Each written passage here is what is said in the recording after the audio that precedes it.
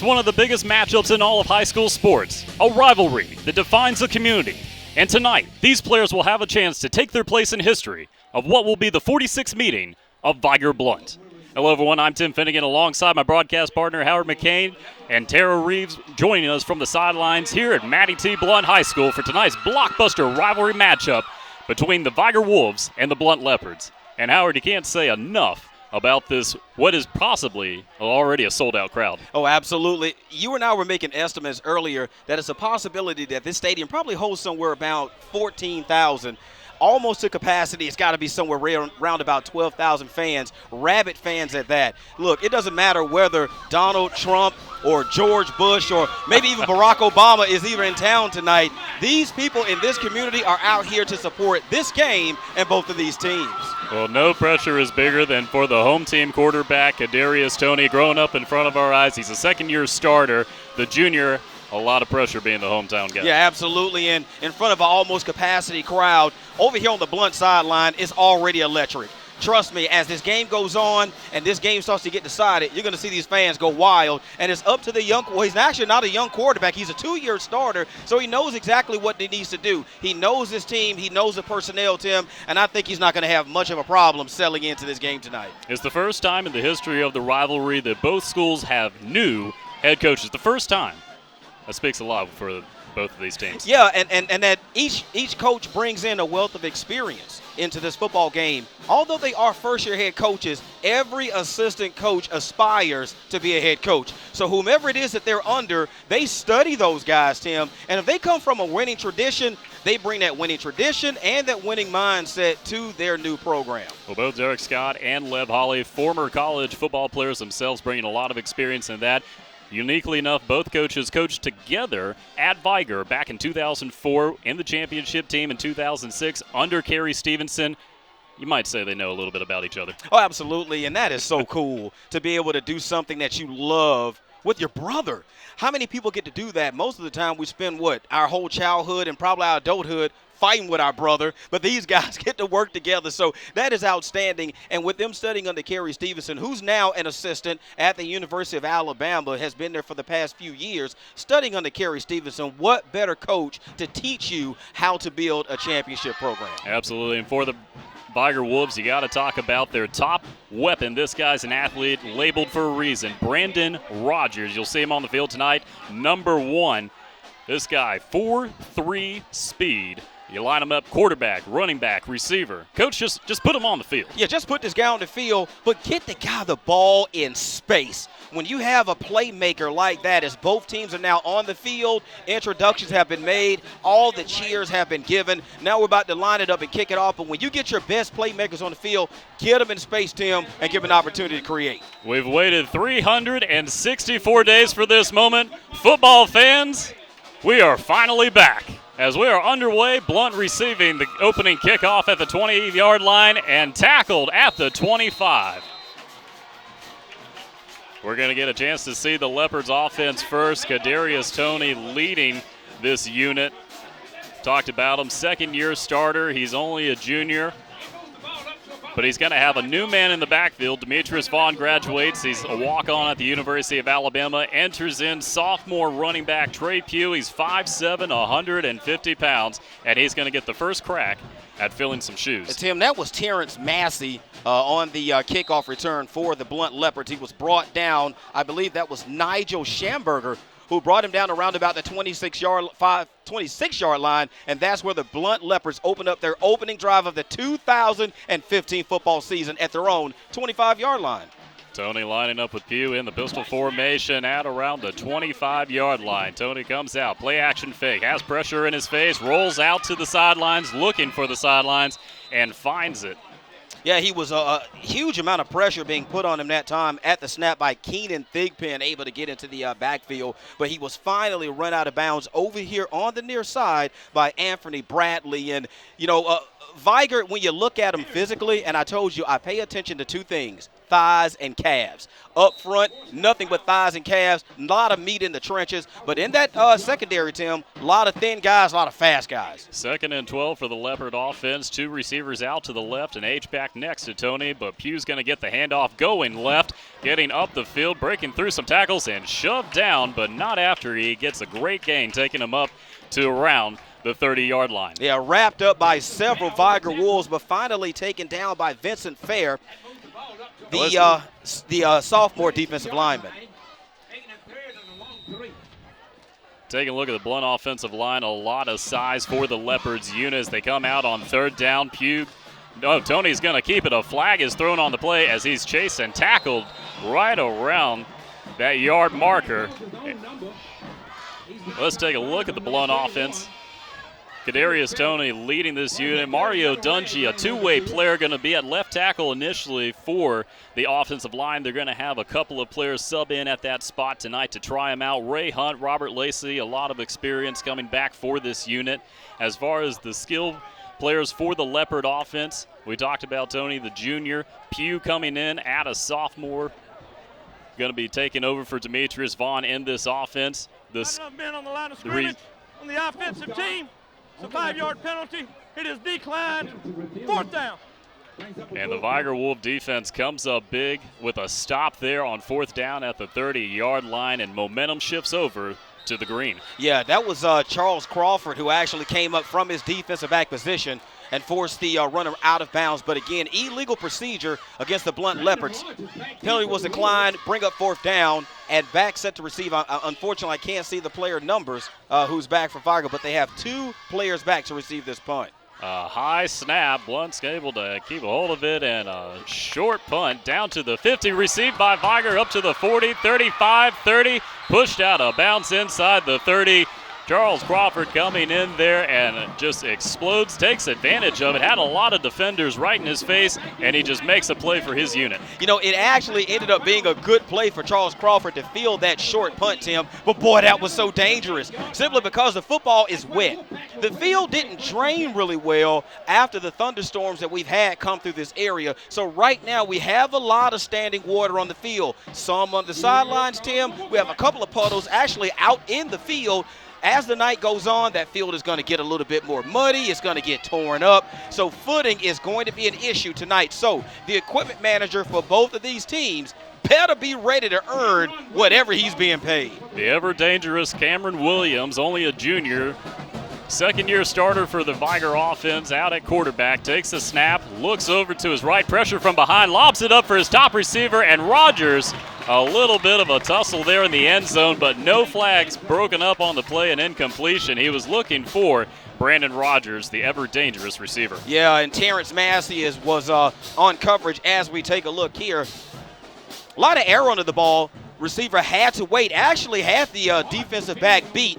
A lot of air under the football, Tim. Gave the defender opportunity to catch up with the receiver. Ball falls incomplete, 2nd down. At the 28-yard line, Williams comes out. He's got a huge running back right next to him, senior Joshua Lacey, 6 foot 225. He's a Mack truck in that backfield for Derek Scott's offense. Williams comes out, hands off to Lacey, but goes nowhere. Stopped in the backfield of the play. A helmet comes off. The Blount defense got a little excited there, but the first stop coming from Santino Mason, making a huge play for this defense. Yeah, got into the backfield so quickly, it looked like he came in completely unblocked. Tim, it's going to be about a loss of 4 on the play, pushing the ball back to the 33-yard line of the Blount Leopards. And you talk about massive, Tim. You said that a couple of times already. Up front for the Vigor Wolves, the average weight of the offensive line, 281.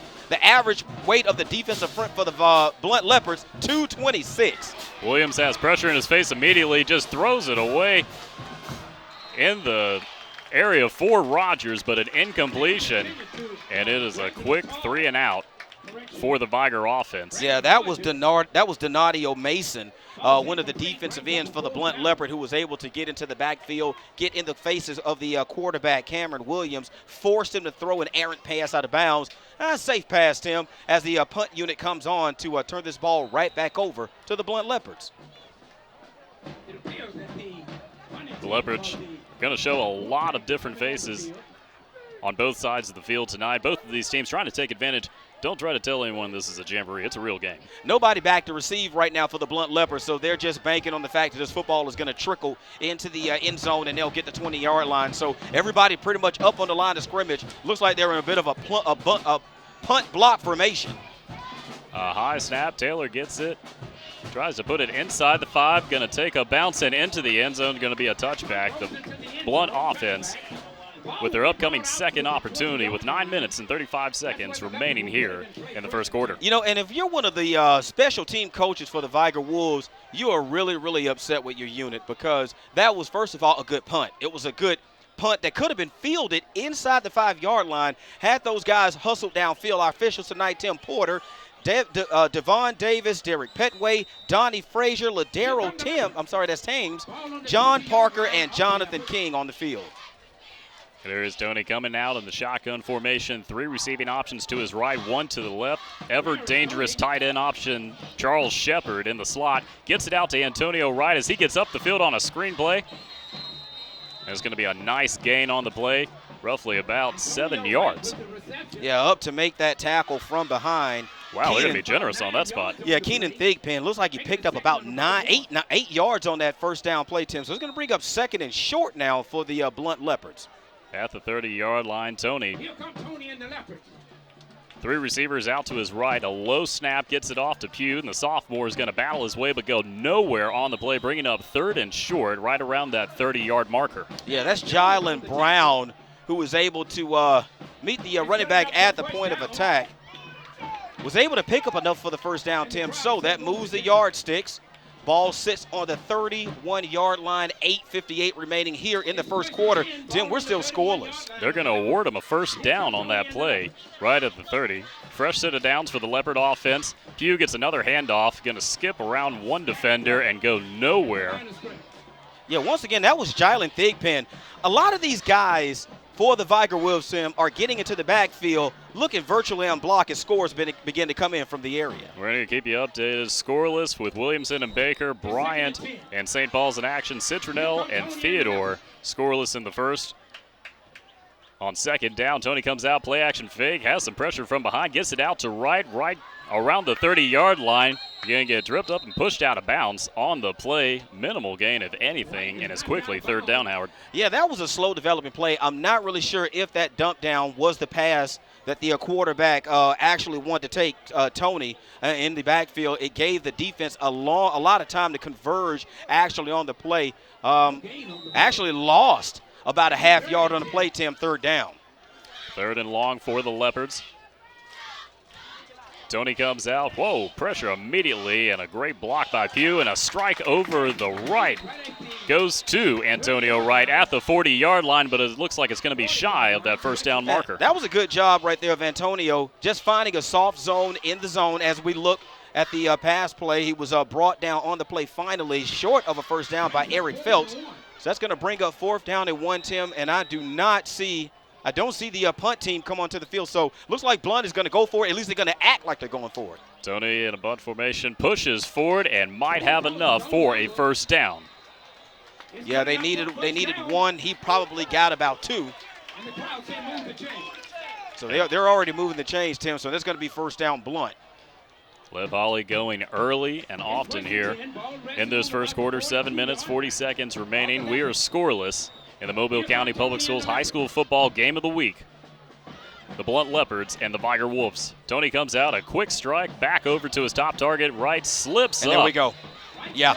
But not after a 3-yard gain on the play. Yeah, Tim, we're going to see that a lot tonight, and we talked about that in the pregame about the field conditions. As we take a look now at the replay, nice opportunity to kind of pick up some yardage, but just poor footing on the near side of the field. And again, that's going to be an issue all night tonight. I promise you, it's going to be some guys slipping and falling all over the place. Tony and Pugh in the shotgun formation, 2nd and 7. Tony looking for Pugh, screen pass, gets it over to him right up the middle and brought down behind as he's powered through, but might have enough for a fresh set of downs as the Leopards cross midfield. Yeah, and you're starting to see some signs of fatigue by this Vigor Wolf defense, Tim. Now, true enough, the ball has not moved that far. Remember, this drive started at the 20, I believe it's the 20-yard line, but we're just now over midfield. they put together quite a few plays to move about 25, 26 yards. Right and Shepard to the right of Tony. They've been the top targets tonight. Another pass out to right on a screen play, getting up the field, crosses the 40, and a great gain of about 6 yards for the Leopard offense. Just a bubble screen out into the flat. One of the receivers stays far behind the line of scrimmage. The two receivers who are up near the line of scrimmage actually go and block, create a lane for the receiver right up the middle. Finally brought down again by Keenan Thompson. Second down. Lorenzo Martin, the running back in the backfield. Tony takes the snap, low, drops it, picks it back up, looks long, fires it out for Antonio Wright in the end zone and overthrows his intended target on the play. Yeah, when the quarterback, Tony, dropped the football, that threw the timing off on the entire play. He could either try to throw that thing incomplete out of bounds or just try to look for someone deep if he misses, or it falls short or it goes long, and on that time it went long. That was, again, Eric Phelps on coverage. Third down and about 3 for the Leopards. Wright splits out to the left. Tony and Martin in the backfield. Martin gets the carry and ripped down immediately by the front of this Vigor defense. Yeah, that was big number 52, Jamarcus Lewis, able to knife in and snuff out that run play.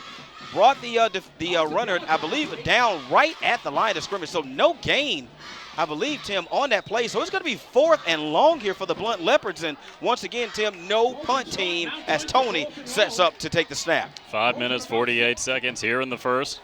The Blount Leopards have already gone on 4th down one time on this drive. The second attempt right here. Tony takes the snap, looks left, gets it out to right for a first down, gets up the field, spins away from a defender, and in there for a huge gain for the Leopards offense and a fresh set of downs. 2 for 2. Liv Holly's feeling good right now. Listen, Tim, Antonio Wright is only 5'7", 163 pounds. That's not a really big wide out. Hey, but man, early on in this quarter, Tim, he's playing huge, as I believe we're going to get a timeout taken on the field. Timeout. The official.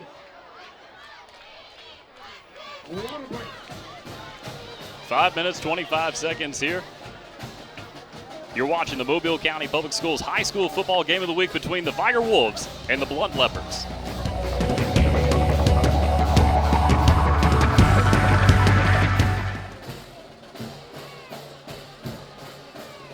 Children with involved parents and attend school regularly make better grades and have better social skills.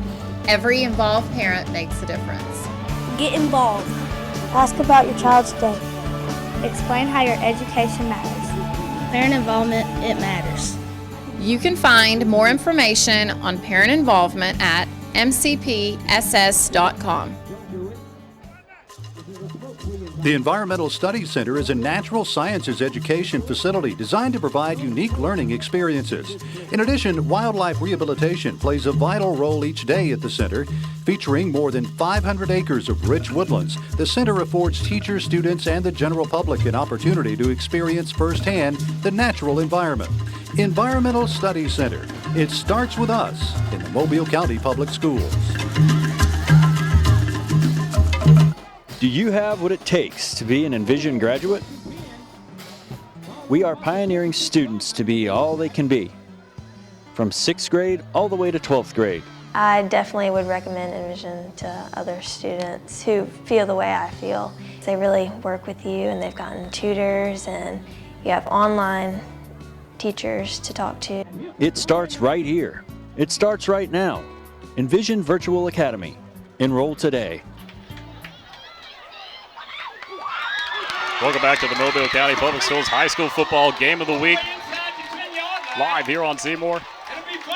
The Blount Leopards and the Vigor Wolves scoreless with 5 minutes remaining here in the first. Kadarius Toney comes out firing after that fresh set of downs and makes a connection with Memorius Caples on the play. That pushes the ball, Tim, inside the 10-yard line. So that's going to be first and goal for the Blount Leopards, Tim, as Toney gets ready to take the snap.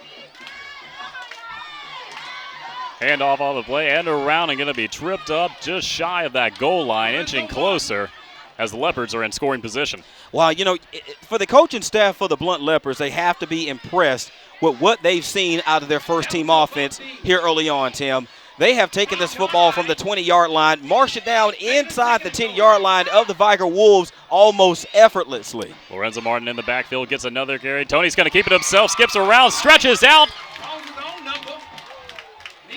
Didn't quite get in. It looks like he's going to be just shy.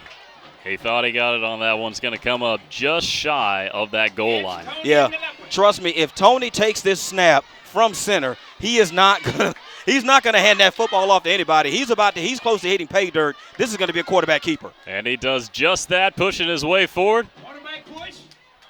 Still no signal. And they signal a touchdown. The Blount Leopards are on the board, and this fan section explodes.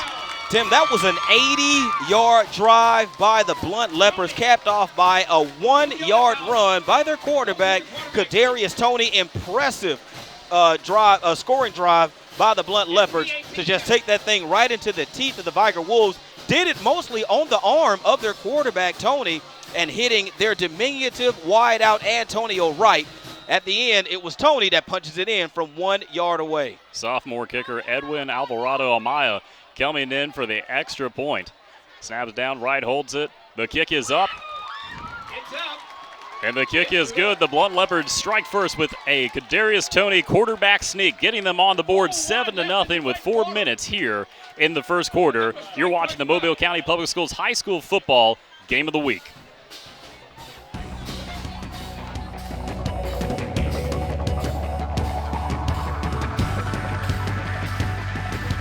Today, 1 out of every 4 American kids is Hispanic. That means many of the future doctors who will care for us, the engineers who will build our cities, the scientists and entrepreneurs of our country can be your kids. We all know how hard it is for you to send them to college.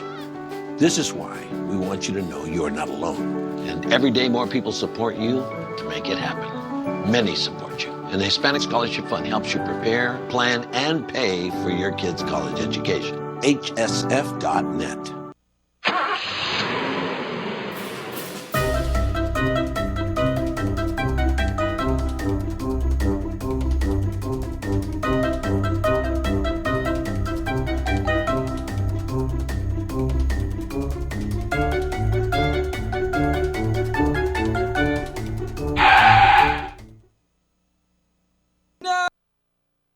Is not a toy.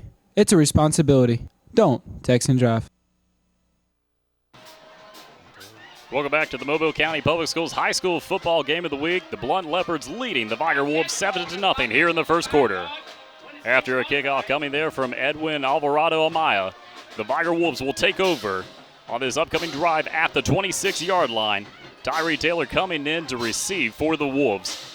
And Derek Scott's offense is going to get another opportunity to get on the board. Yeah, they're going to have to get something going, Tim, because they only had one possession in that in this first quarter so far. We're down to 4 minutes and 1 second remaining in the first quarter. So it is up to this offense to get some continuity going, because so far they haven't really been able to get much going on. Again, big offensive front wasn't able to do when the team was spotted. Excellent field position after the punt from the Blount Leopards on that first series. Here we go, 1st and 10 at their own 25-yard line. Brandon Rogers stepping in at quarterback for the Wolves. Takes the snap.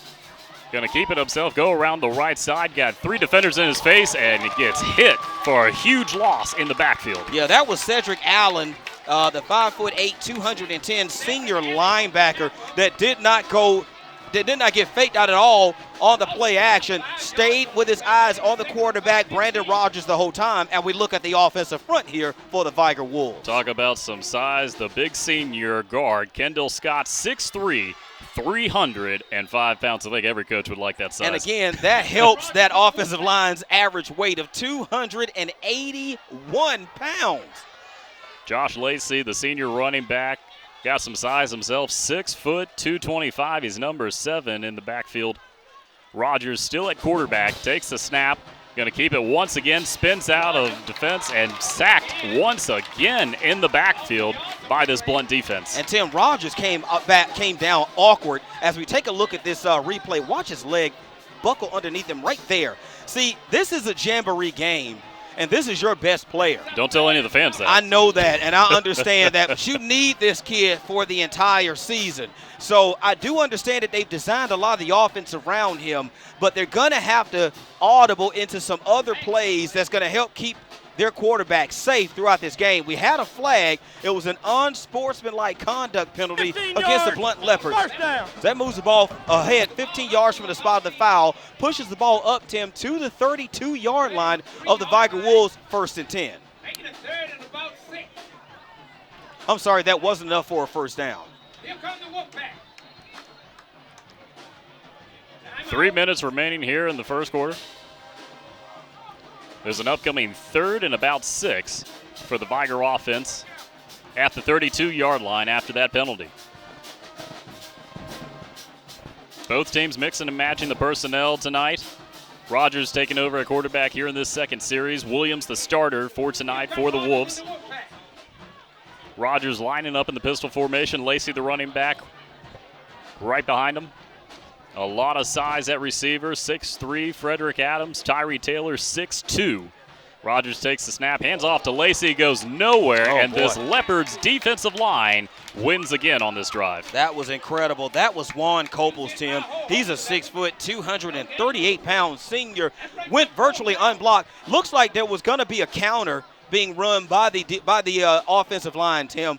But a couple of the guys from the left side of the formation weren't able to make it around to the right side of the formation in time enough to block anybody. Left an opening there for Juan Caples, who got into the back of the formation, Tim, and just blew that play to pieces. So that's going to bring up now the yard markers say, okay, now they've turned it over to 4th down, so now it's going to be 4th down punting situation as we have back to receive Terrence Massey and Antonio Wright for the Blount Leopards. Tyree Taylor coming out to punt this one away for the Vigor Wolves. Wright has been extremely active on offense for the Leopards tonight. Crucial in their last drive. Tyree Taylor takes the snap, punts this one away in the direction of Wright, receives it at the 40. Looking for some blockers, going to take it, finds a lane, and just shy of the 50-yard line as the momentum continues to surge on this Blount sideline. Can you imagine what would have happened to him if he would have been able to break that thing? As we watch the replay here, kind of waits for his blocks to get set up, finds a lane, and just at the last minute, shoestring tackle there by Anthony Bradley to get Antonio Wright down around the 49-yard line. Only goes for about a 10-yard return, but excellent starting field position for the Blount Leopards. This offense was able to score off of a quarterback sneak on their last drive from junior quarterback Kadarius Toney. 1 minute, 39 seconds to work with here in the first quarter. The Leopards trying to add to their 7-0 lead.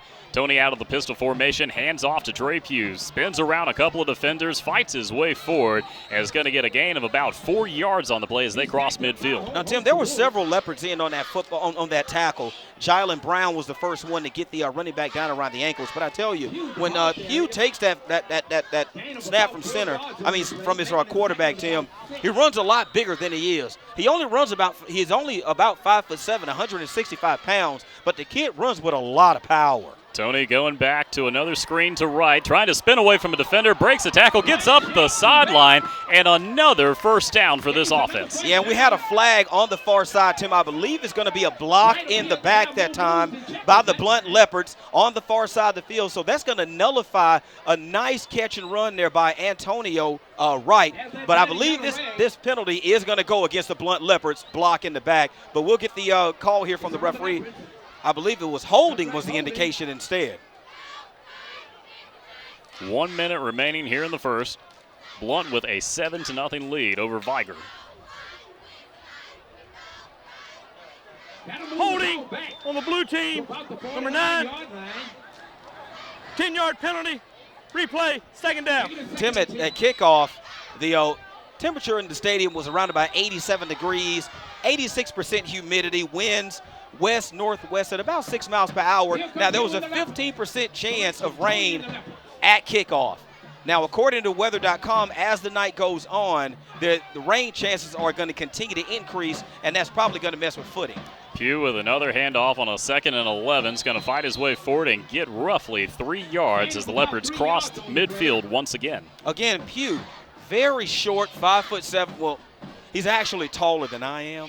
I was about to say, come on, I know, man. I'm only 5'6", but I outweigh the kid, though. He's 165 pounds, so I'm heavier than he is. But my gosh, again, the kid, seriously, he runs like he's close to 200 pounds. 3rd and 7.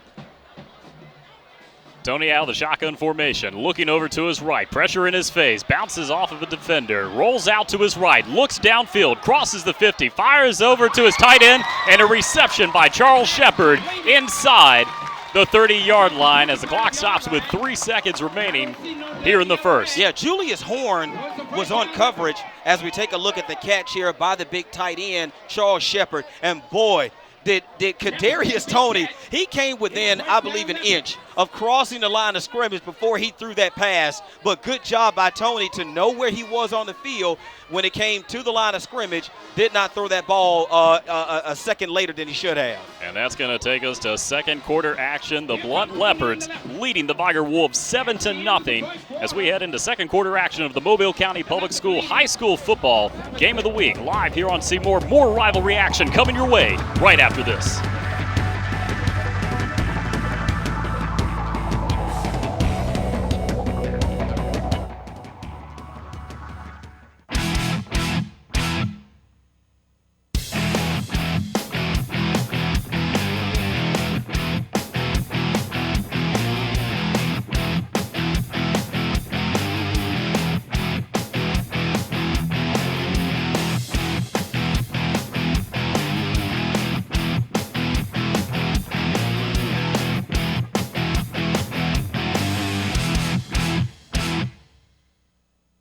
The Mobile County Public Schools Signature Academies program offers a variety of specialized curriculum for highly interested and motivated students. These academies provide students with choices ranging from aviation to healthcare, advanced information technology to international studies, from engineering to coastal studies. These high-quality, hands-on programs prepare students for careers readily available in Mobile County. Signature Academies program. It starts with us.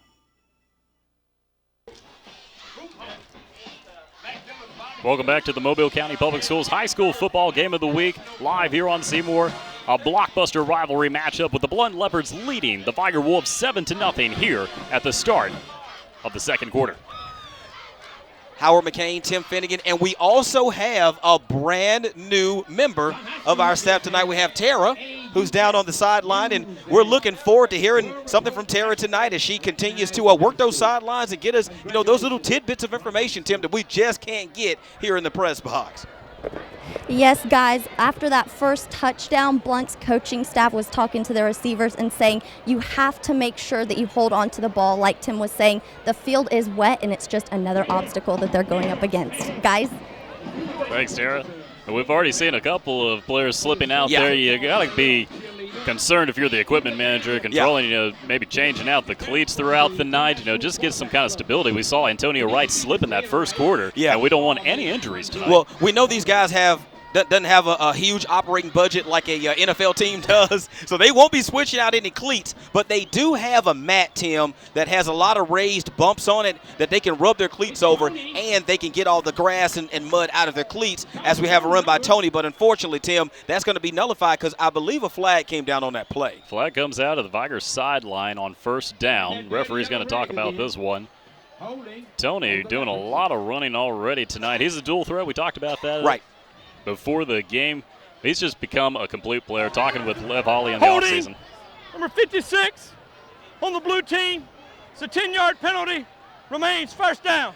And Tim, what's so funny as the camera gets a view of the Blount Leopards offense, they're wearing white pants, okay? And it's so funny that you can tell which guys are playing the hardest, which ones are getting the ball the most, because right now Antonio Wright and Kadarius Toney's uniforms are absolutely filthy.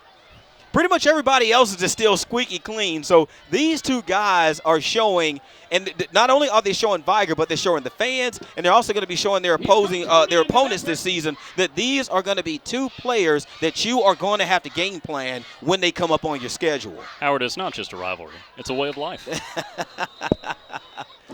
And we have a timeout, Tim, that's going to be taken by the Blount Leopards.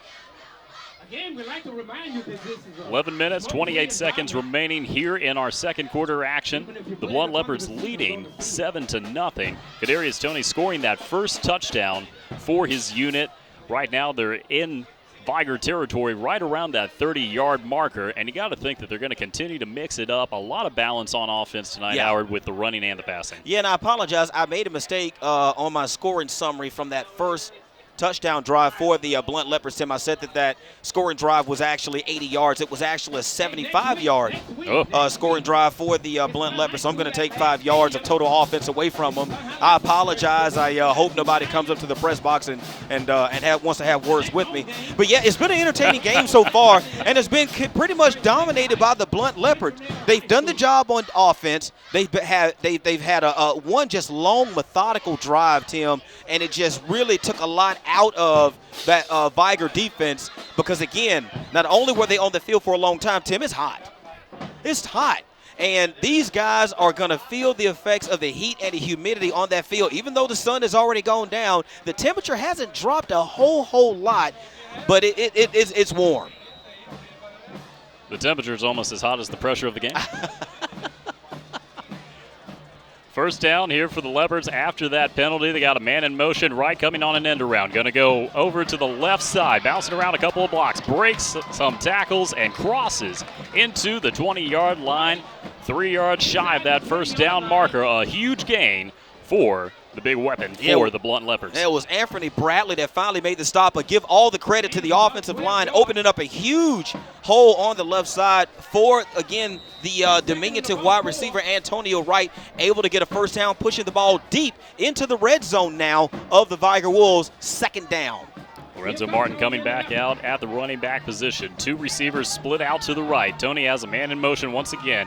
Play action fake. Looks over to his left. Lobs it up there. 2 defenders around Shepard. Broken up in the end zone. No flags on the play. Yeah, that was just good coverage that time by both defenders. Not able to get the number of 1 as we look at the replay here. A lot of air under the football for Toney. He put it really, Tim, where either his receiver could catch the football or the ball was going to go out of bounds. His tight end, Shepard, didn't have a play on the football, and it fell innocently out of bounds. It's going to bring up third down and manageable now for the Blount Leopards. Ball sits just inside the 20-yard line of the I believe that's the Wolves. And a bunch formation for Blount on offense, shifting over the H-back and running back to the right side. Wright comes in motion once again, gets the handoff, gets some blocks, bounces out to the right side, inside the 15, spins away from a tackle and down on the sideline, but not until he picks up another first down for this offensive unit. Joshua Hill made the stop finally on the far side of the field. As we take a look quickly at the replay, here's Antonio Wright again. Fantastic blocking up front by his wide receivers on the right side. Everybody shifted, went in motion to that side of the field prior to the snap, opened up a huge hole for Wright. First down. A lot of pressure shifts over to the right side for the offense. Now a shift to the left. Right in motion once again. This time Toney keeps it. Going to go on the left side, runs through a defender and brought down, but not until he picks up a gain of around 6 yards inside the 5-yard line. This Kadarius Toney is a tough kid. At the end of that run, you would think that he would just cover the ball up, Tim, and just kind of go down innocently. No, he didn't do that. As the defender came up to tackle, he lowered his head, and he just barreled right into the guy. Probably picked up another half yard after contact. Probably could have got in the end zone if he would have been patient and waited for his blocks to develop. Didn't do that. Got down to the 5-yard line, Tim. It is second down and actually, there's enough room to pick up a first down for the Leopards. 2nd and 3. Handoff now on the play. Runs through a couple of defenders right at the yard line. The ball comes out in the back of the end zone. Yep, and it was covered up by Vigor. Wow. What a turnover. The Vigor Wolves coming up big. A gift spilling out around the 1-yard line in the back of the end zone, and jumping on it immediately was Julius Horn, the junior defensive back, taking advantage. Cedric Allen trying to run right up the middle, loses control of the ball in the back of the end zone. Horn able to jump on it, and a huge swing of momentum in our matchup. Yeah, Tim, a lot of times fullbacks don't get an opportunity to carry the football. So once contact is about to come, they're not really sure of how to cover the football up. Did you know that Mobile County Public Schools was the first school system in Alabama where all schools met the U.S. Healthier Schools Challenge? Students are eating healthy breakfasts and lunches, and now those meals are being served at no charge. Listen, for a parent that has 2 kids in high school, that is absolutely fantastic for me. Well, the Blount offense served up a gift for the Vigor Wolves as they take over on offense. Brandon Rogers going to go nowhere on the quarterback keeper, and that's going to bring up a quick 2nd down. He might have got a yard on the play with 9 minutes remaining here in the first quarter. And, Tim, that turnover was huge. It was big for the Vigor defense because all night they've been reeling. They have had an awfully hard time trying to stop this Blount Leopard offense. They were able to get the ball back, courtesy of a fumble by Cedric Allen in the back of the end zone, where they're now starting this next drive. Rogers takes the snap, evades a couple of defenders, breaks away from 1, 2, has a blocker, gets up to the 40-yard line, 45-50, 45-40, and brought down out of bounds near the 32-yard line. A huge run from Vigor's top weapon. Wow, that was outstanding because right here on the replay, absolutely nowhere to go with the football. He's still looking downfield, which is what you want from your quarterback. But after everything breaks down, able to find a seam on the left side of the defense. After that, it was just all athleticism and just vision to get downfield. Huge gain, Tim, of about 43 yards for the quarterback for the for the Vigor Wolves, their senior quarterback, Brandon Rogers. First and 10 now, but Tim, late at the end of the run, there was a penalty against the Vigor Wolves. So instead of them being inside the 35-yard line, that's going to move the ball back. Now, the spot of the penalty, Tim, was right around about the 47. We had holding on the white team. Penalty was 10 yards in advance of the line of the game. Still remained 1st down. So the ball was actually, the penalty happened around about the 47-yard line of Vigor, 10 yards back, moves the ball across back into negative territory for the Vigor Wolves, Tim, and now they're going to start this next series of downs at around their own 44-yard line. Brandon Rogers is not too happy about that one. And I wouldn't be either. That takes off his average on that run. Fresh set of downs nonetheless for the offense. Low snap. Rogers able to control, but a huge hit coming up on the play. Donadio Madison just finds his way right in there and just blows up that play, but a flag comes out at the end. A little celebration. Yeah, he committed a sin right there at the end of that play. After he hit the quarterback for the sack, he celebrated, and that's going to draw a unsportsmanlike conduct penalty against the linebacker. That's going to be 15 yards. That's going to move the ball over into plus territory. The ball is going to sit at the 47-yard line. Unsportsmanlike conduct. Blue team, number 57, 15-yard penalty, 1st down. And he was taken out of the football game immediately. He is not on the field right now. His coaches are going to give him an earful because you just can't have that in a football game. Fresh set of downs for the Vigor offense. Crossing midfield, Rogers takes the snap, going to keep it himself. Go around the right side, back up the middle, and he's going to take a shot, but not until he picks up 4 yards on the play. Now, I believe we have a Blount Leopard on the field. Tim, I see number 11 on the field for the Blount Leopards, but unfortunately, I do not see him on our depth chart. I want to be able to give him credit for the tackle, but I don't see him right off. But it is obvious to me, to everyone in the stadium, who the playmaker for the Vigor Wolves is. That's their quarterback, Brandon Rogers. I'm kind of in fear for him, Tim. He is handling the football an awful lot in this football game. Not a lot of passes, a lot of throws, and it's kind of got me a little worried because I don't want to see the kid suffer some injury that he just doesn't, need to deal with as the game goes on. So hopefully they'll kind of spread the wealth around, and looks like, Tim, we're going to have another pre-snap penalty against the Blount Leopards. If I'm not mistaken, I bet that's a neutral zone infraction, and that's going to move the ball ahead 5 yards more. Encroachment on the defense. a 5-yard penalty remains, second down. 7 minutes, 19 seconds remaining here in second quarter action. After that series of penalties, Vigor is going to be closer to that first down conversion marker. One receiver on each side for Rogers. Out of the pistol formation. Takes the snap, going to keep it. Oh, bobbles it, and it's on the ground and recovered by the Blount defense. Another huge turnover, swings momentum, this time to Blount. Tim, that was Charles Shepard, who also plays on defense. He's a tight end. As we look here, that play was kind of doomed from the beginning as the ball is stripped by Juan Caples and is finally covered up by Charles Shepard. That play was kind of doomed from the beginning because there was a problem with the snap or receiving the snap from center by Brandon Rogers. He bobbled it, was able to get it back.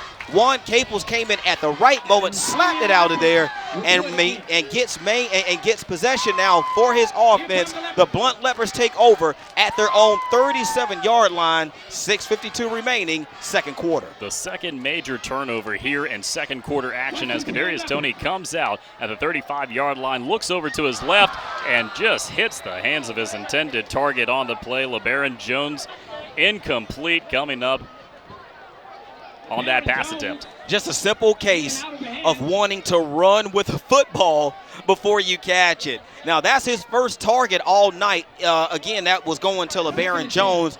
Usually everything tonight is going to Antonio Wright. Got a little overzealous, got ready to run downfield before he caught the football. Ball falls incomplete, second down. Toney comes out, has pressure from the right side, steps up in the pocket, over the middle, and it's going to be an incompletion. He was looking for Shepard, his tight end, right at the 50-yard line, but too low of a throw, unable to make the conversion. Yeah, Charles Crawford was on coverage and actually had pretty good coverage, so it would have taken a fantastic throw from Kadarius Toney to get that ball into Shepard. Ball falls incomplete. Third down coming up now for the Blount Leopards here in the second quarter. 6 minutes, 40 seconds remaining. Blount trying to add to their 7-0 lead here on third down.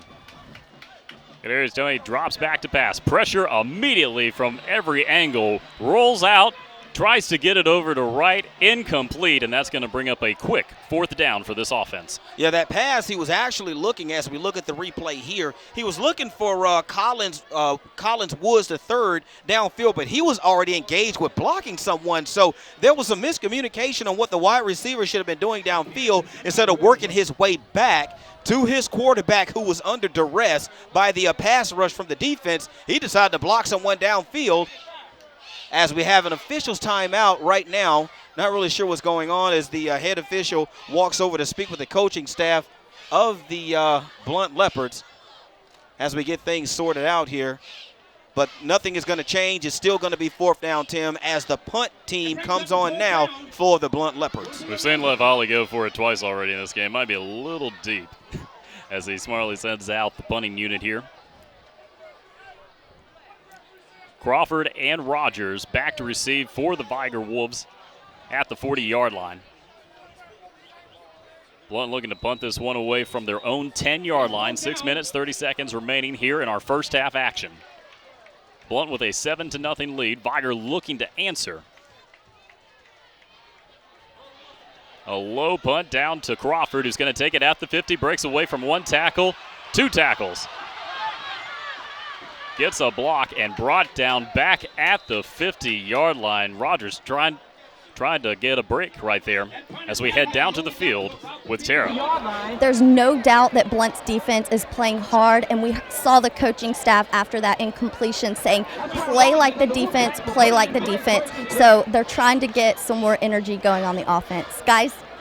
Thanks, Tara. I mean, it's a hostile environment in this game, Howard. I mean, just from every angle, and the coaches are trying to learn so much about their players in this opportunity game while still sustaining the rivalry and the implications of it. Yeah, absolutely. And, you know, these fans, they filled up this stadium tonight because they wanted to see a fantastic football game. And right now, they have not been disappointed.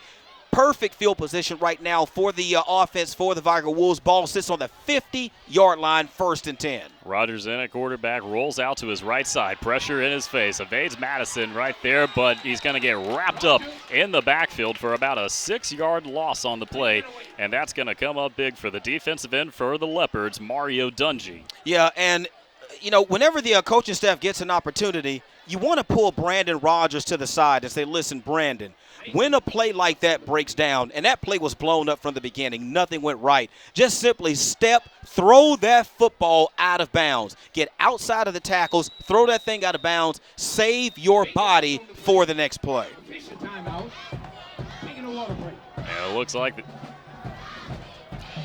5 minutes, 35 seconds remaining in our first half. Blount with a 7-0 lead here in our Mobile County Public Schools High School Football Game of the Week.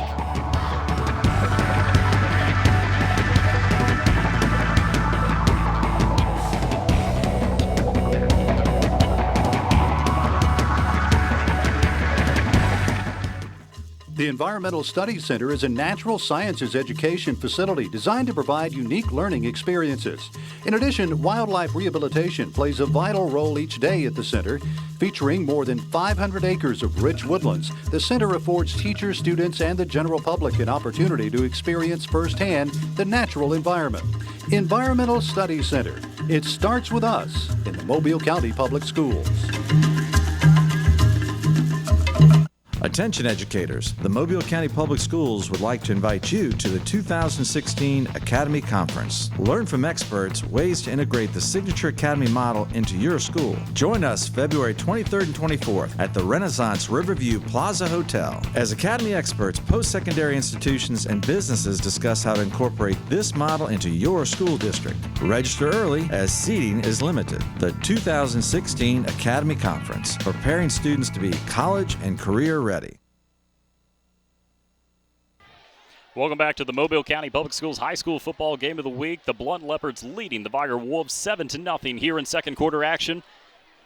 As Vigor is out here on a 2nd and 15, trying to get on the board for the first time tonight. Rodgers drops back to pass, and it's going to be intercepted. Intercepted on the play. Bring it up to the 30-yard line, runs over Rodgers, and another huge turnover, the second in this quarter for the Blount Leopards. And Cedric Allen coming up as we take a look right here. Rodgers, a lot of pressure in his face, lobs it up there, and Allen takes advantage on the interception. Beautiful job there by Cedric Allen. First of all, of reading a screen play being called for the big running back, Joshua Lacey. He just stayed engaged with Lacey long enough for the ball to be delivered, stepped into the passing lane, got the interception, surged upfield, was taken down finally by Brandon Rodgers, but not before the ball not before he was able to make it to the 30-yard line of the Vigor Wolves, first down. Oh, and a little bit of a false start on that one. You think Cedric Allen can breathe a little bit better? Yeah. He fumbled the ball initially on that big turnover in the end zone earlier in our game tonight. Comes up with a huge interception. I think he redeemed himself. Yeah, every player wants an opportunity to redeem themselves. Okay, who wants to go through a game being the GOAT? You want to somehow end up being the hero. So with that play, he is automatically erased. False start. The offense. The 5-yard penalty remains, first down. With that interception, he's erased that fumble that he had going into the end zone, Tim, in the first quarter. He won't have to run any extra laps at the next practice, huh? Nah, I don't think so. I think he's okay. 1st and 15 now for the Leopards here from the 35-yard line. A screen pass out to Trey Pugh on the outside. Going to get up the right side of the field, ripped down after a minimal gain on that bubble screen. Yeah, that was a good job of pursuit by the defense for the Vigor Wolves. And, you know, this second quarter continues to wind down, Tim. We're down to 4:46 remaining in the second quarter.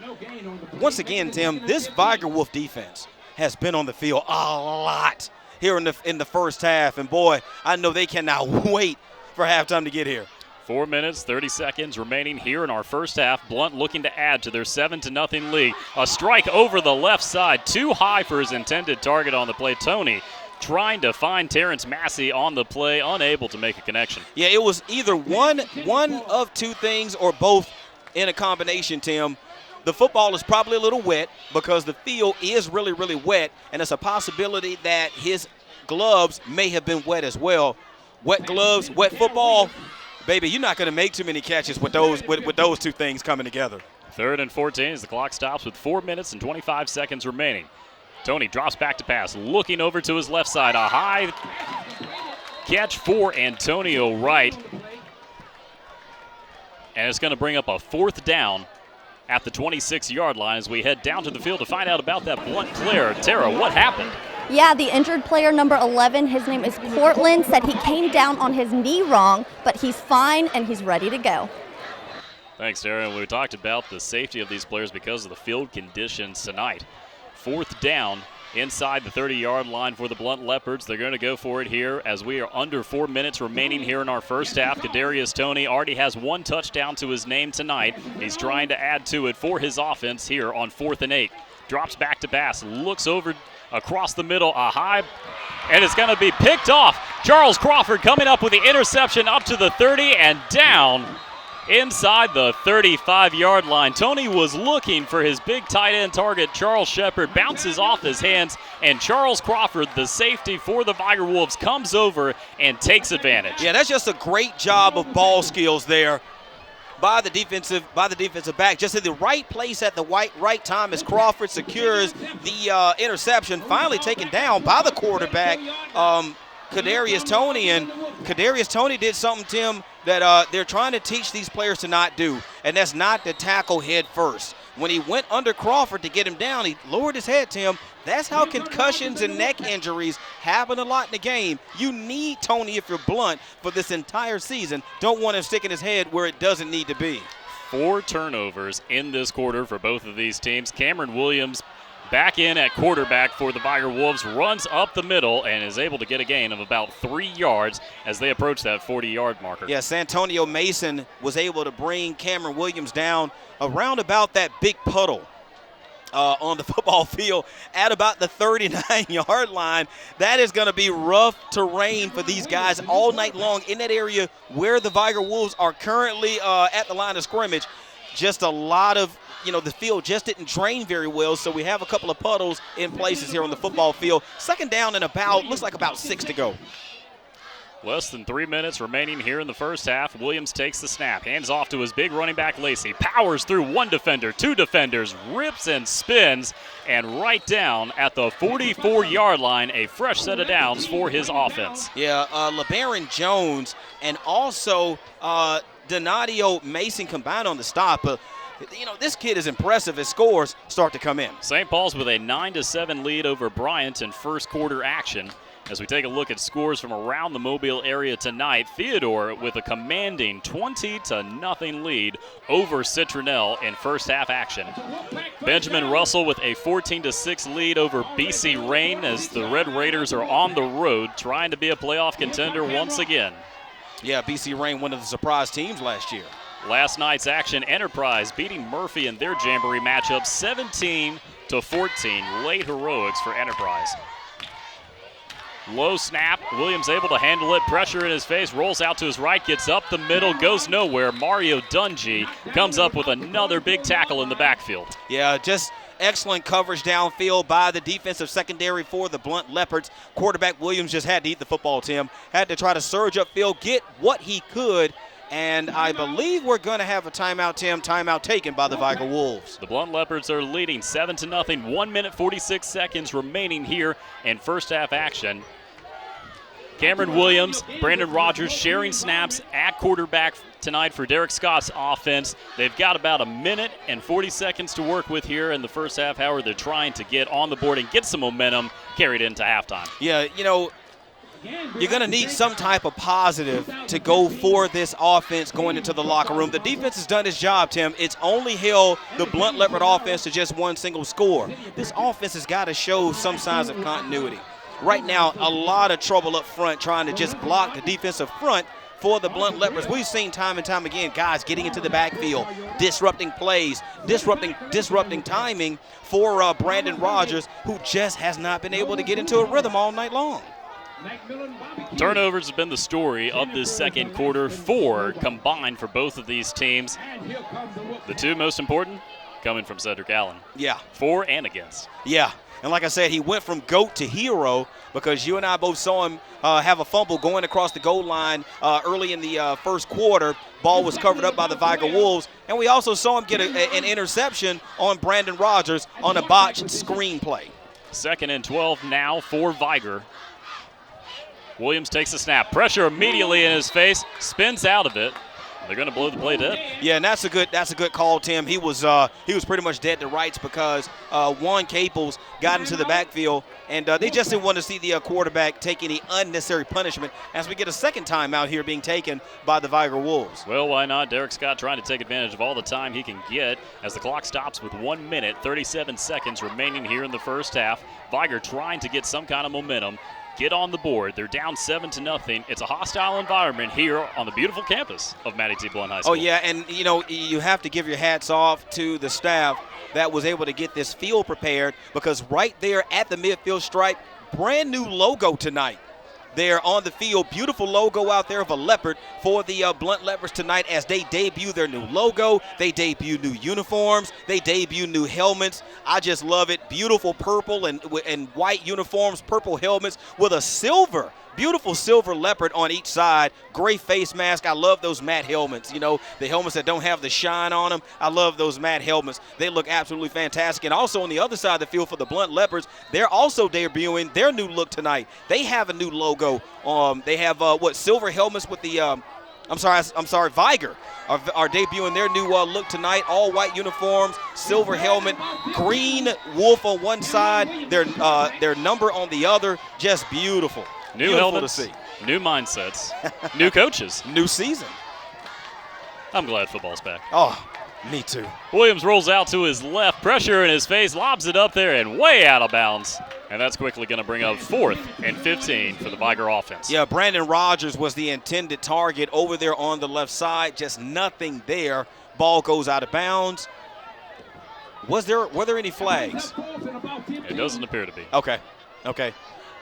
I was just going by how the referee was walking. Looked like he was about to come to the near side to let us know what the penalty was, but nothing doing. 4th down as we have 2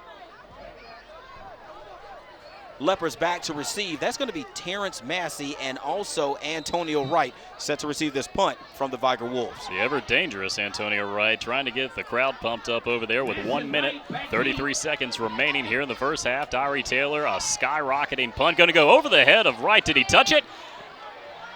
Blount's going to pick it up, bring it all the way up to around the 40-yard line. Ball comes out, but a flag also comes out on the Blount side around the 40-yard line. Yeah, not really sure what that flag is from. It came from the referee that was standing closest to the Blount Leopard sideline. The flag actually came out before the ball even came down and hit the ground. So I don't know if there's going to be holding somewhere against the Blount Leopards or what it is. 1:19 remaining here in the second quarter. And we're going to get the call here from the referee after he finishes talking to the field judge. Well, not only are the players substituting tonight, the referees got a little bit of a rotation going on. Yeah. So it's a learning experience for everyone. Yeah, we saw about 15 of those guys come out of the tunnel to get ready to call this game tonight, and I was wondering what the heck was going on. Were they planning on playing in a quarter tonight or what? Because they brought enough guys out. Seriously, they brought enough guys out to play, to field the team. It looks like Blount's going to be charged with a holding penalty. Conduct. Number 5 on the white team. 10 yards one way, 15 the next, and it'll be first down blue team. Now, it's always funny to me that when they have situations like that where one team has a penalty and the other one has it, they literally have to walk both penalties off. Make sure you do. Now, can't they just do the math and just subtract 10 from 15 and just move the ball 5 yards in one direction and we get the game back going? No, Howard, because someone is always watching.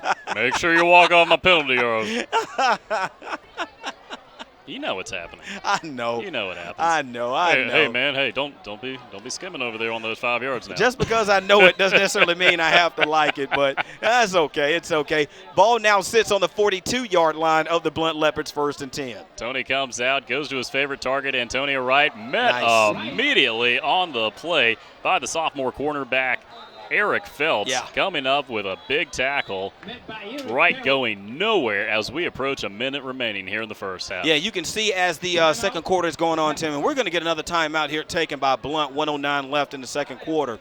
But you can see as this football game is going on that the corners are starting to get smarter. Instead of giving Antonio Wright that 10-yard cushion, okay, the 10-yard cushion is now turned in about 5. And as soon as they throw that bubble screen, the corner is right on top of this kid to make a tackle. That time, that first down bubble screen only went for about a yard. So it's going to bring up 2nd down and 9 once we resume play here in the second quarter. Lev Ollie trying to take advantage of the timeouts remaining here in the first half. He's got a 7-0 lead, but he's looking to add to it with just roughly a minute to work with.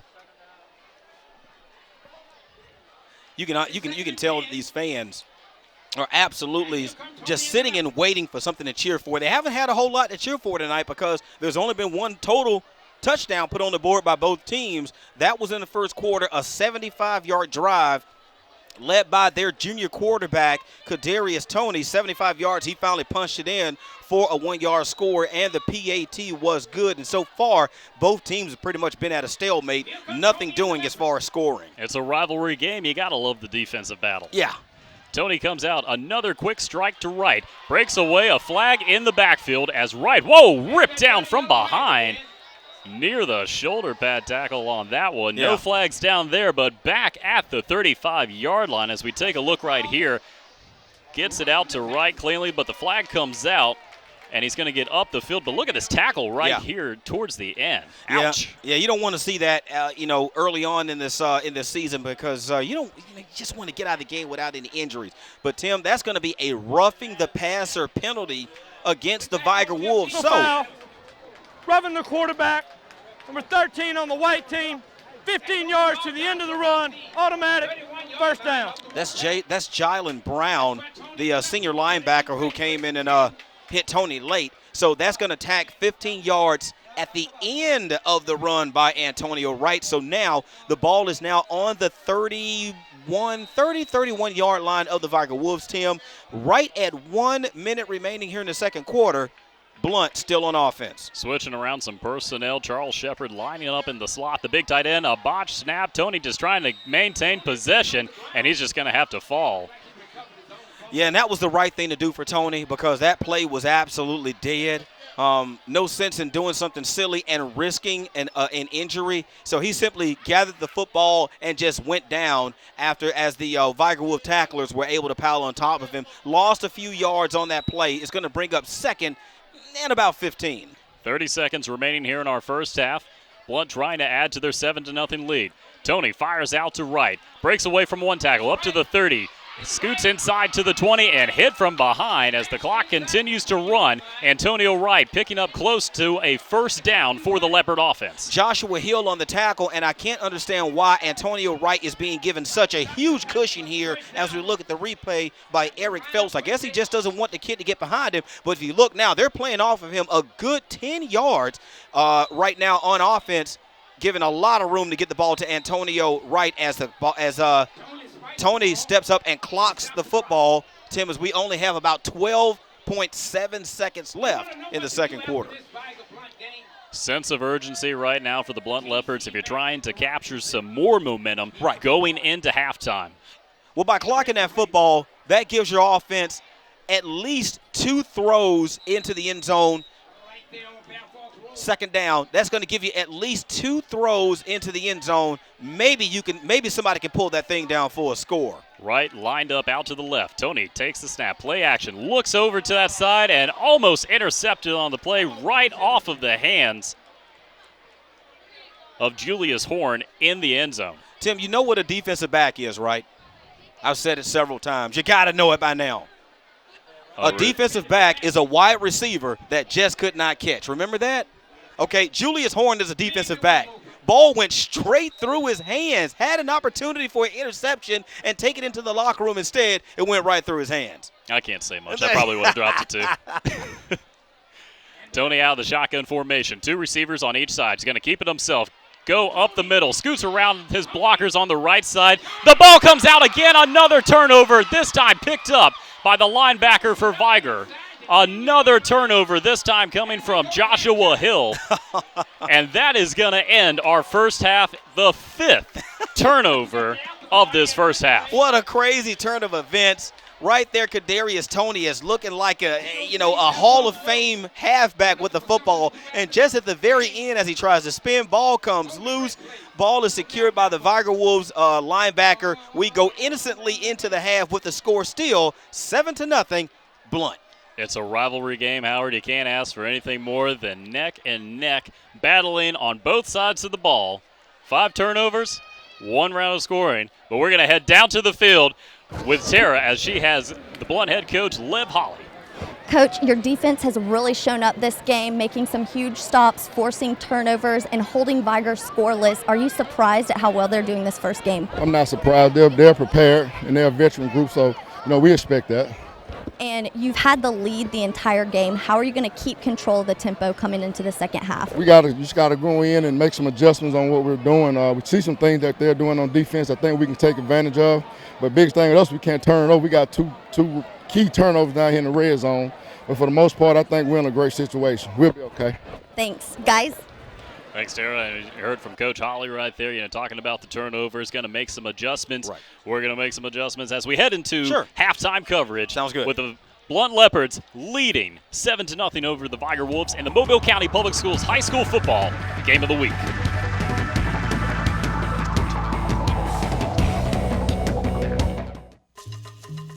The Environmental Studies Center is a natural sciences education facility designed to provide unique learning experiences.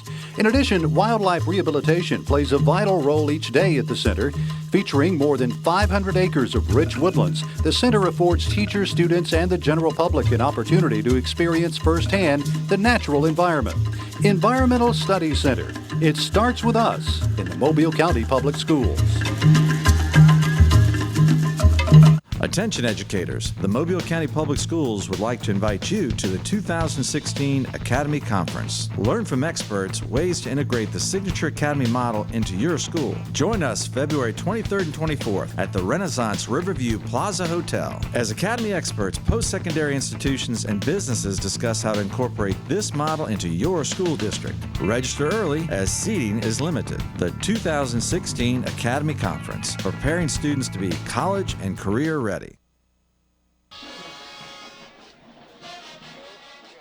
Welcome back to halftime coverage of the Mobile County Public Schools High School Football Game of the Week live here on Seymour. Tim Finnegan, Howard McCain, Tara Reeves bringing you this blockbuster rivalry matchup as the Blount Leopards lead the Vigor Wolves 7-0. Howard, turnovers. In real estate, they always say that one of the good things about a property is location. Oh, boy.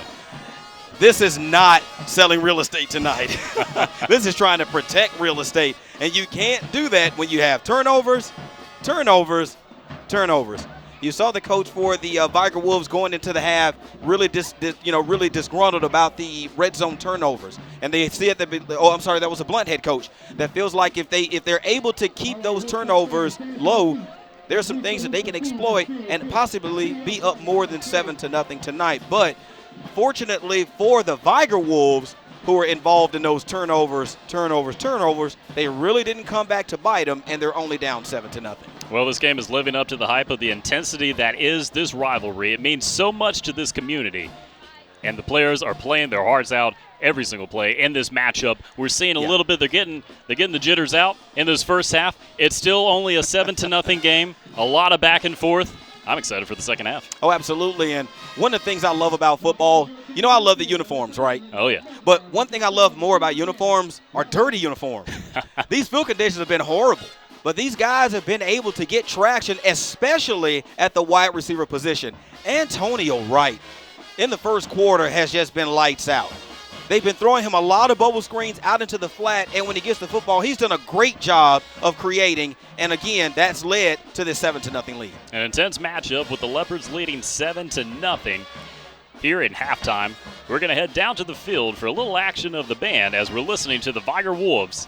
Down the field, some scores coming in. Baker with a 7-0 lead over Williamson in their game. St. Paul's 16-7 over Alma Bryant in their first half of action. Theodore, a commanding 40-0 over Citronelle in the first half. Benjamin Russell, BC Rain, a close battle, 14-6 heading into second half action.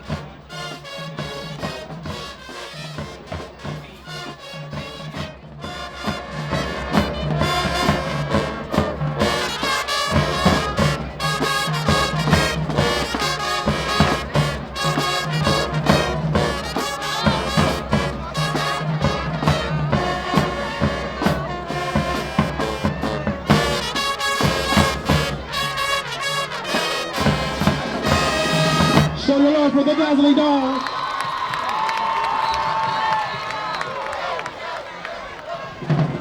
Now the band will move the block band formation. And we're going to show the Leopards how to really break it down.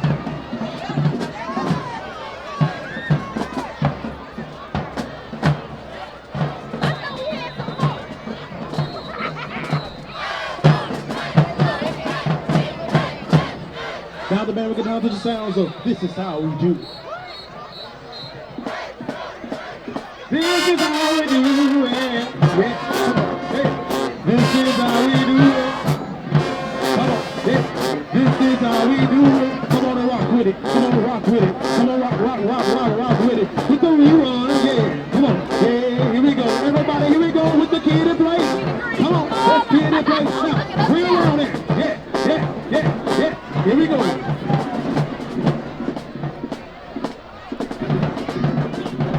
Clean pass seats with the D's and a best. Please watch your step, cause I'm feeling myself. Throw a flag on the plate, let somebody get the run. Go, blah, blah, blah, blah, blah. Let somebody get some help. Pull up all blood and hit the quad. Hit the quad. Yeah. Go fly, now let's all. Let me see you tootsie roll to the left, to the left, to the right, to the right, to the front, to the front, to the back, to the back. Come on, let's slide. Everybody say square the ground. Here we go and go. Ooh, ah, hey, shake. Yeah. This has been another Wolfpack Band production. Our principal, Gerald Cunningham. Assistant principal, James Patterson. Rafael Payne, Sean Douglas. Auxiliary sponsor, Tessa Smith, Stephanie Copeland, Michelle Kaiser. Assistant band director, Douglas Jurod Jr., band director, Thomas Taylor reception. This has been another Wolfpack Band production, and we're saying peace, and we're out of here. Coming soon, the Port City Battle of the Bands, October the 11th at Live People Stadium, featuring the Southern University Human Jukebox Band and Talladega College, and also all of our high schools. You're watching halftime coverage of the Mobile County Public Schools High School Football Game of the Week. The Blount Leopards leading 7-0 at halftime. We'll be back with more coverage coming your way right after this.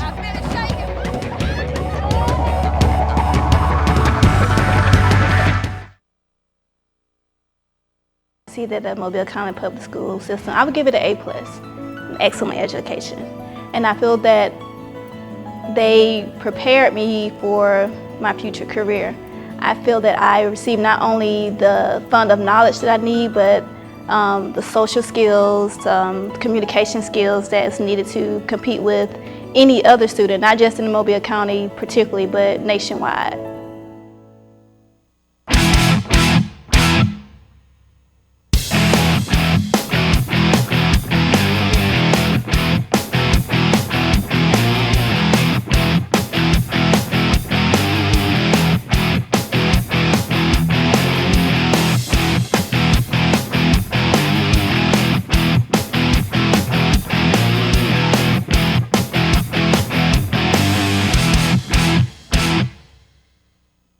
Attention educators, the Mobile County Public Schools would like to invite you to the 2016 Academy Conference. Learn from experts ways to integrate the Signature Academy model into your school. Join us February 23rd and 24th at the Renaissance Riverview Plaza Hotel as Academy experts, post-secondary institutions, and businesses discuss how to incorporate this model into your school district. Register early as seating is limited. The 2016 Academy Conference, preparing students to be college and career ready. Welcome back to halftime coverage of the Mobile County Public Schools High School Football Game of the Week here on Seymour. Tim Finnegan here for this blockbuster rivalry matchup. The Blount Leopards leading 7-0 over the Vigor Wolves, now joined by the principal at Mattie T. Blount High School, Mr. Jerome Woods. How you doing tonight? Doing good, Tim. How you doing? Doing great, doing great. What do you think about your Leopards so far? Hey, looking good so far. A whole lot of mistakes. First game jitters, a lot of fumbles, a lot of interceptions. A little wet out there, but I think we'll come around in the second half. What are the preparations for this event? Not just any kind of game, but this special event. What are the preparations like for you? We start preparing for this thing about a year out. We start thinking about security. We start thinking about safety of our kids and our fans. We start putting together a team of people who can help us with the stadium. We start looking for sponsorships. We got Alexander Shenard tonight, which is great. And then we start putting together this whole tailgate thing along with the game. It's huge. It takes about a year. I had a great time out at tailgating before the game. Man, it was a great setup. I hope you ate some of that food. I did. It was great. It was great. But how important can this game, this event, this whole week be for the community? This game can be so big for the city of Pritchard. You talk about two high schools in one city, separated by the tracks. They're green, we're purple, but we're all in Pritchard. They love their team. We love our team. Showing up all in one spot, 10, maybe 12,000 people, no problems, no security problems. This can be the thing that the nucleus that starts the whole year for both schools to have a great school year. Now, talk about your school. We've been looking at a lot of the different signature academies. Talk to me about some of the programs that you have here at Mattie T. Blount High School. Well, we were one of the very first signature academies in Mobile County. We are a healthcare access program, and in that program we have young men and young ladies who can graduate qualified and certified to be CNAs, phlebotomists, dental hygienists, and a new program we have this year, EMTs. So they go across the stage with that certification ready to work. And the big push for the school system is to graduate every kid college and or career ready. Wow, and what are some of the numbers as far as results that you've seen so far with the program? Program's housing about 20% of our kids. We house about 1,000 kids here. So about 200 kids, boys and girls, graduating with those credentials. We graduated about 210 kids last year, and we had about 85% of them, right around 180 of them that had credentials. So we think that's great. Obviously, we want it to be at 100%, so we're pushing for that. You hired a new head coach, Lev Holly, out there. Got a little bit of a trial run tonight. How's he doing? He's doing great. You know, we talked before the game, a little nervous. This is a big stage to start on. But, hey, he's got our kids moving. We're up by 7 right now. Hopefully we come out in the second half and put them away. Well, you being yourself a former college football player, your son's out there. Is it a little special night for you? Man, super special. Number 85, Collins Jerome Woods III, playing some wide receiver. Great student athlete. Glad he's been on the field a little bit. Learning, like I keep telling him, keep working. He'll be all right. If I'm a parent right now and I'm thinking about where I need to send my child for their high school experience, why should they choose Mattie T. Blount High School? Wow, why wouldn't you? Especially if they're a student athlete. I can't think of any other school, and this is no mix on any other high school, but I can't think of any other school in Mobile County that's graduating student athletes, getting scholarships, putting the kids in schools, and I'm talking about both boys and girls. I think we've signed more girls basketball players than any school in the county, public or private, in the last 3 years. I think we've signed, as many football players, and we're pushing. We signed 2 track kids this year, so why not send them to Mattie T. Blount? Great place to be, great place to get your education. Absolutely. Well, a lot of exciting developments, and we thank you for joining us today, and best of luck to your team and all of your programs going forward. As always, Tim, thank you. Thank you. You're watching halftime coverage of the Mobile County Public Schools High School Football Game of the Week. The Blount Leopards leading the Vigor Wolves 7-0 as we head down to the field with the mighty Blount Marching Band.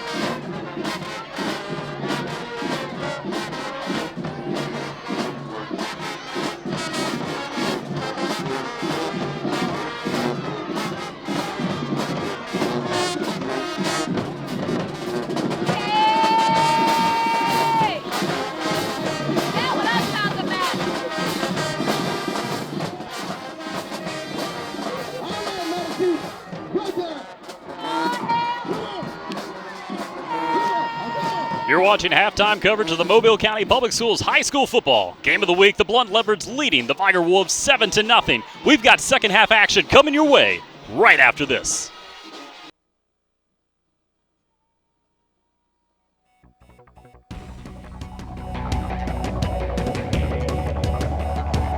Look at me. Hey. Raymond, look at Mommy. Maybe the light hurts his eyes. Maybe she's just not hungry. Maybe he can't hear us. Maybe we're not stimulating him enough. Maybe it's a phase.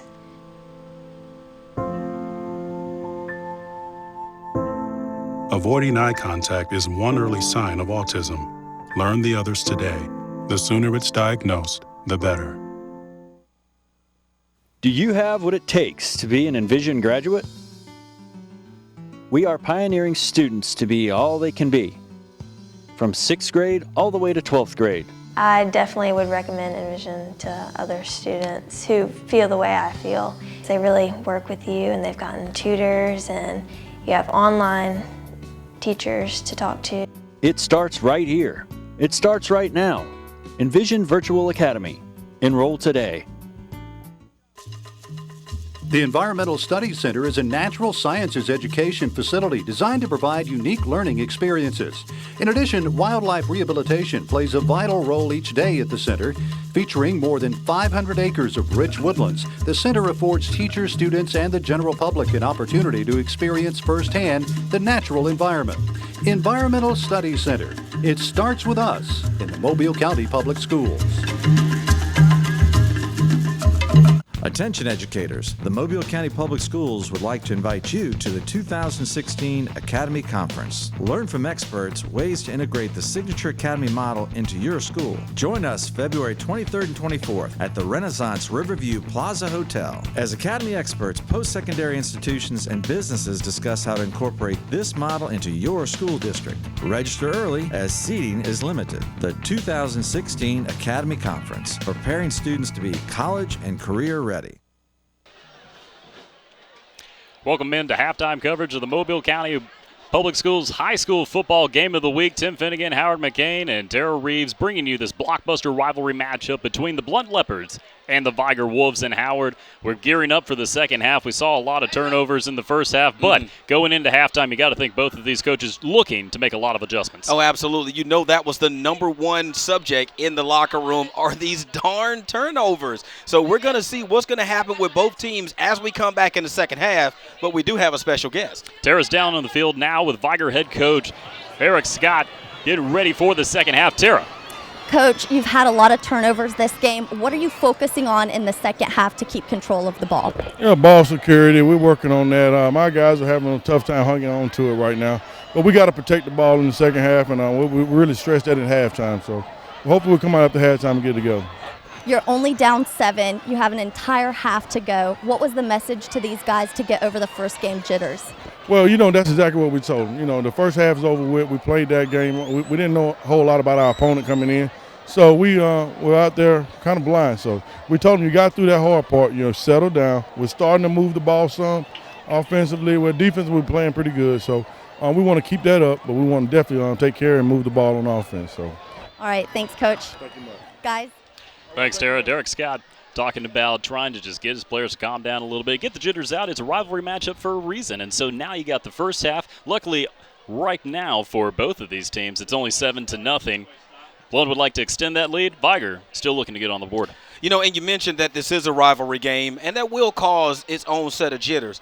But also consider that this is the first game of the 2015 season, so that also brings its own set of jitters. Now the first half is out of the way. These guys are lathered up.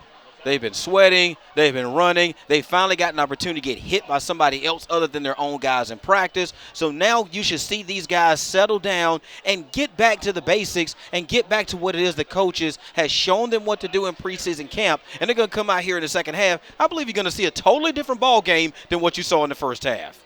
Well, the Leopards lead 7-0 as we are going to take a quick break and be right back with second half action for our Mobile County Public Schools High School Football Game of the Week.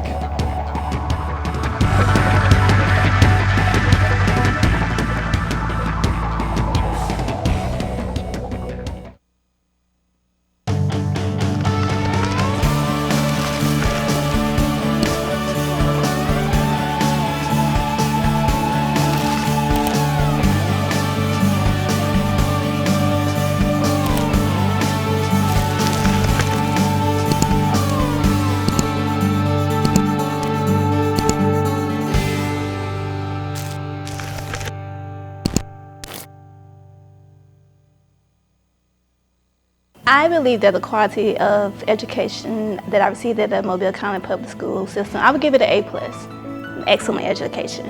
And I feel that they prepared me for my future career.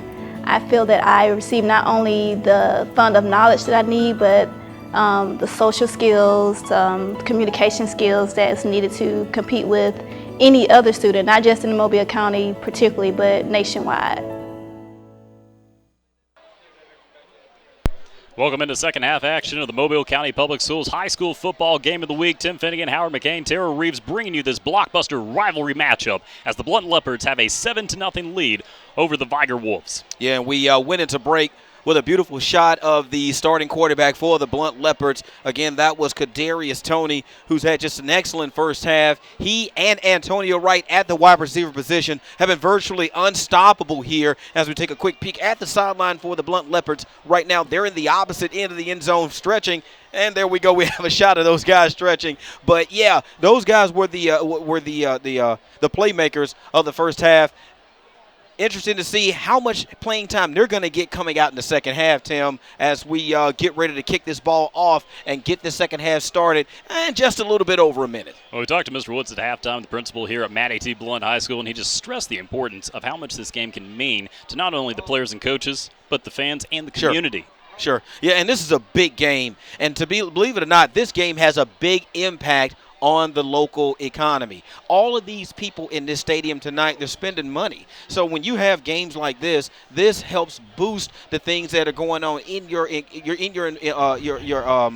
community. And also with a rivalry game, this is a friendly rivalry. Now, don't get me wrong, both of these fan bases are rabid, but you don't see these fans being disrespectful to one another. They love this game, they honor this game, and they celebrate it the right way, Tim. They celebrate it with class. And I really like that about this rivalry game. A lot of legendary players played in this game throughout all the years that both of these programs have been around. We talked about how this is the 46th meeting of these two, we'll call legendary programs. Yeah, and when you have 46 meetings, you're going to get some fantastic games. You're going to get some amazing players that come through that game who go on to do great things later on in their career, whether it be on the college level or whether they go on to do great things on the pro level. So, yeah, this rivalry is storied. This rivalry is classic. This rivalry is one of those rivalries, again, that is so loved by this community that they come out and they support it the right way, the classy way. The Damian Craigs of the world, the Electron Williams. If you talk to anyone in the Mobile area, 9 times out of 10, one of the first names they'll tell you when you ask who was the greatest player to ever play in Mobile, Electron Williams of Vigor will be one of the first names, I guarantee you. I remember being in high school, and I was all the way up in Tuscaloosa County, and I remember hearing the legend of Electron Williams down here in Vigor, and his legend was told in such a fearful manner that we were scared that one of our teams in Tuscaloosa would have to play Vigor in the playoffs, and they were going to get massacred by Electron Williams. So that just shows you just not only the great players resonate throughout Mobile County, these great players resonate throughout the entire state, Tim. Damian Craig of Blount, great quarterback for this program, go on to play at Auburn. Now he's coaching at Auburn, arguably one of the top recruiters in the nation. Yes, he is. I mean, Mobile's the top city for producing NFL talent on a regular basis. And when he was at Florida State, he knew where the talent was in this state, and he came to Mobile and he was plucking all the great players out of this area. So Damian Craig, came out of this area, went on to have a fantastic career, and now is just a wonderful recruiter. Blount kicking off in the second half, going to go down to around the 26-yard line. Vigor getting up the field, and they're going to start right around that 39-yard marker. Yeah, Tyree Taylor was the return specialist on that kickoff. Able to get the ball at really good field position, Tim, to the 39-yard line thanks to a very short kickoff by the Blount Leopard special teams. 39-yard line is where this drive begins, and that's where the Leopards are going to take over 1st and 10, and they have a change at quarterback. Well, Cam Williams got in a little bit into that Yeah. second half. We saw him in the opening series, and then Brandon Rogers took over for the majority of the first half. Cam Williams coming in towards the second quarter now starts the second half for Derek Scott's offense out of the shotgun formation. It's going to be a quarterback keeper to the left side and going to go a very minimal way, maybe 2 yards on first down. Yeah, thanks to Cedric Allen, who was in quickly to get Cam Williams around the waist and get him down. Tim, we have a player down on the turf right now for the Blount Leopards. And, Tim, that is the tackler for the Blount Leopards. That is Cedric Allen, who is currently down, grabbing his knee. Gosh, man, you really hope that that's just cramps. Again, very, very humid night, so hopefully that just cramps and something not something serious. We're going to take a quick break. The Blount Leopards leading the Vigor Wolves 7-0. You're watching the Mobile County Public Schools High School Football Game of the Week.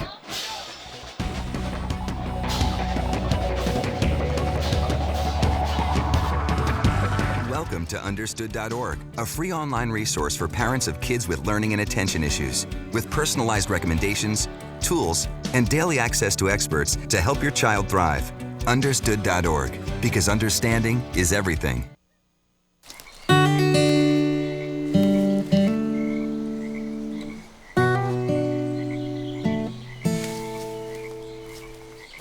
When you're out there, there's no telling what you'll find. I see it! I see it! Oh, look at you. There are some moments only the forest can inspire. Find yours at discovertheforest.org. Welcome back to the Mobile County Public Schools High School Football Game of the Week. The Vigor Wolves close to the 45-yard marker here on second down. They're trailing Blount 7-0 at the start of this second half. Tim, we're going to have a penalty just right out of the timeout. There's going to be a delay of game penalty against the Vigor Wolves. It's going to back them up 5 yards. Second down. That's going to bring up second down, Tim. Ball is going to rest now at about the 38-yard line as we get that whistle blown directly in our ear. Second and 11 now for Cam Williams and the Vigor Wolf offense. They have a man in motion. Brandon Rogers coming around, spins out, and a little bit of a miscommunication. Not sure if that was supposed to be a handoff or not, but Williams able to fall on the ball and cover it up. Nonetheless, a huge loss in the backfield brings up a third and long. Yeah, once again, just continuity issues that are happening right now with the Vigor Wolf offense. They just can't seem to get in rhythm yet.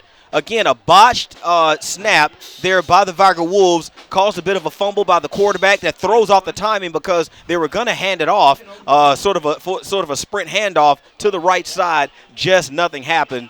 Third down. Third and long on the play as Williams takes the snap out of the shotgun formation. Dungy with pressure in his face. Williams able to roll out of it.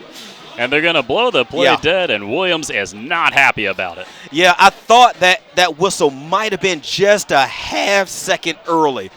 He was actually able to get out of it. He was being chased down from behind by Juan Caples, but it looked like the quarterback, Cam Williams, was going to be able to scramble out of it. But for the sake of the player's safety, they whistled the play dead, Tim. That was a huge loss on third down. So now it's going to be a punt situation for the Vigor Wolves, and that is going to give excellent field position to the Blount Leopards. I guarantee you they will start on the Vigor Wolves side of the 50-yard line. At this point, you almost have to try to avoid getting the ball even remotely near Antonio Wright. Right, and he's one of the men back to receive this punt from the Vigor Wolves. A high snap, and Taylor just tries to get rid of it. It's going to take a bounce all the way to the 50-yard line where Blount will pick it up, run out to the left side, 35-30, scoots back inside, has blockers, 20, 15, 10, 5, touchdown Leopards. Wow. A 48-yard punt return for the Blount Leopards. Terrence Massey bringing it all the way back from midfield.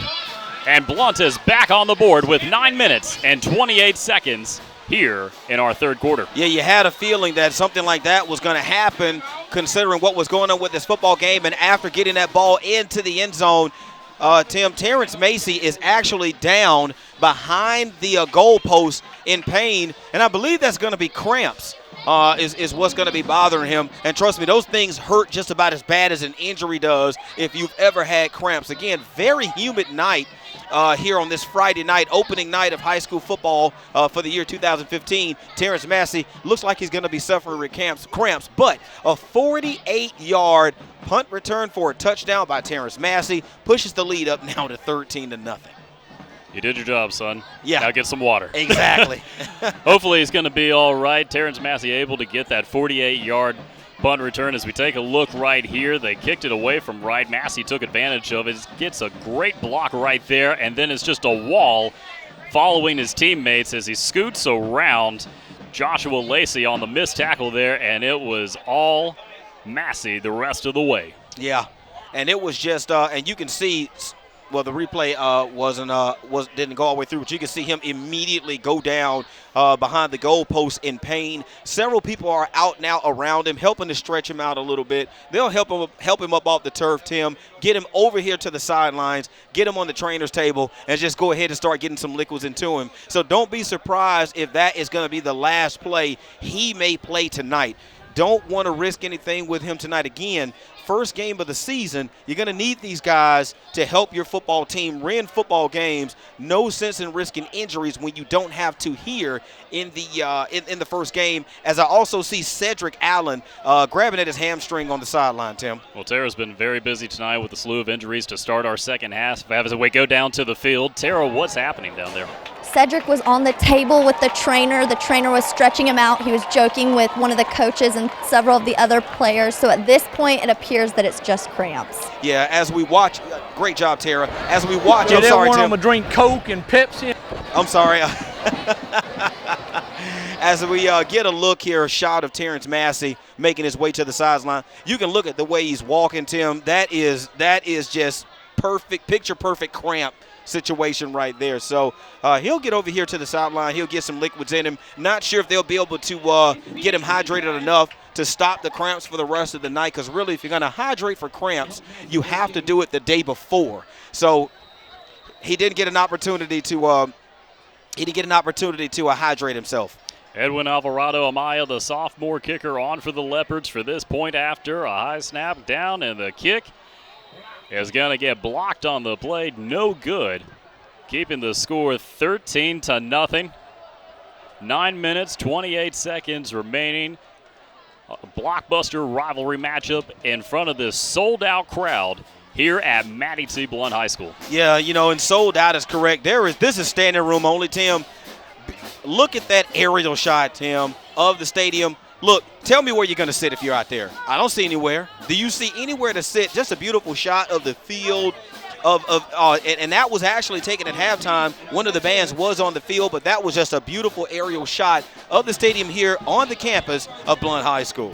Mobile is the home of football. Yeah. It's football country. Yes, it is. And it's a wonderful sight to see. I mean, just the aerial view, seeing how many fans came out for this game. We talked about the importance of this community. It's great to see a community rally around not only these kind of events, but around students. Yeah, and that's what it's all about at the end of the day. It's about these students, but they're student athletes before they're anything else. And that is so great that these parents, that the faculty, staff of both of these schools are out here supporting this game with nothing but class. If only every game could be like this for every school. It can be. It has the potential to be. Mobile doesn't have pro sports except for AA for the Mobile Bay Bears. But sure. High school football might as well be a pro sport for Mobile. As Vigor gets a big return, Charles Crawford crosses the 50 to the 40 and slips out of bounds right there. I'm not sure if that was by design, if he was just avoiding the tackle or not, but a huge return for his team gets him into Blount territory. And that is big, Tim, because they have to get something started on offense. As we take a look at the replay, there's Crawford, who finds the seam up the left side of the formation, and after that, it's just all speed, was finally tracked down. I believe he may have tripped himself, Tim, and fell out of bounds, but the ball is going to be placed on the 37-yard line of the Blount Leopards, 1st and 10 for the Vigor Wolves.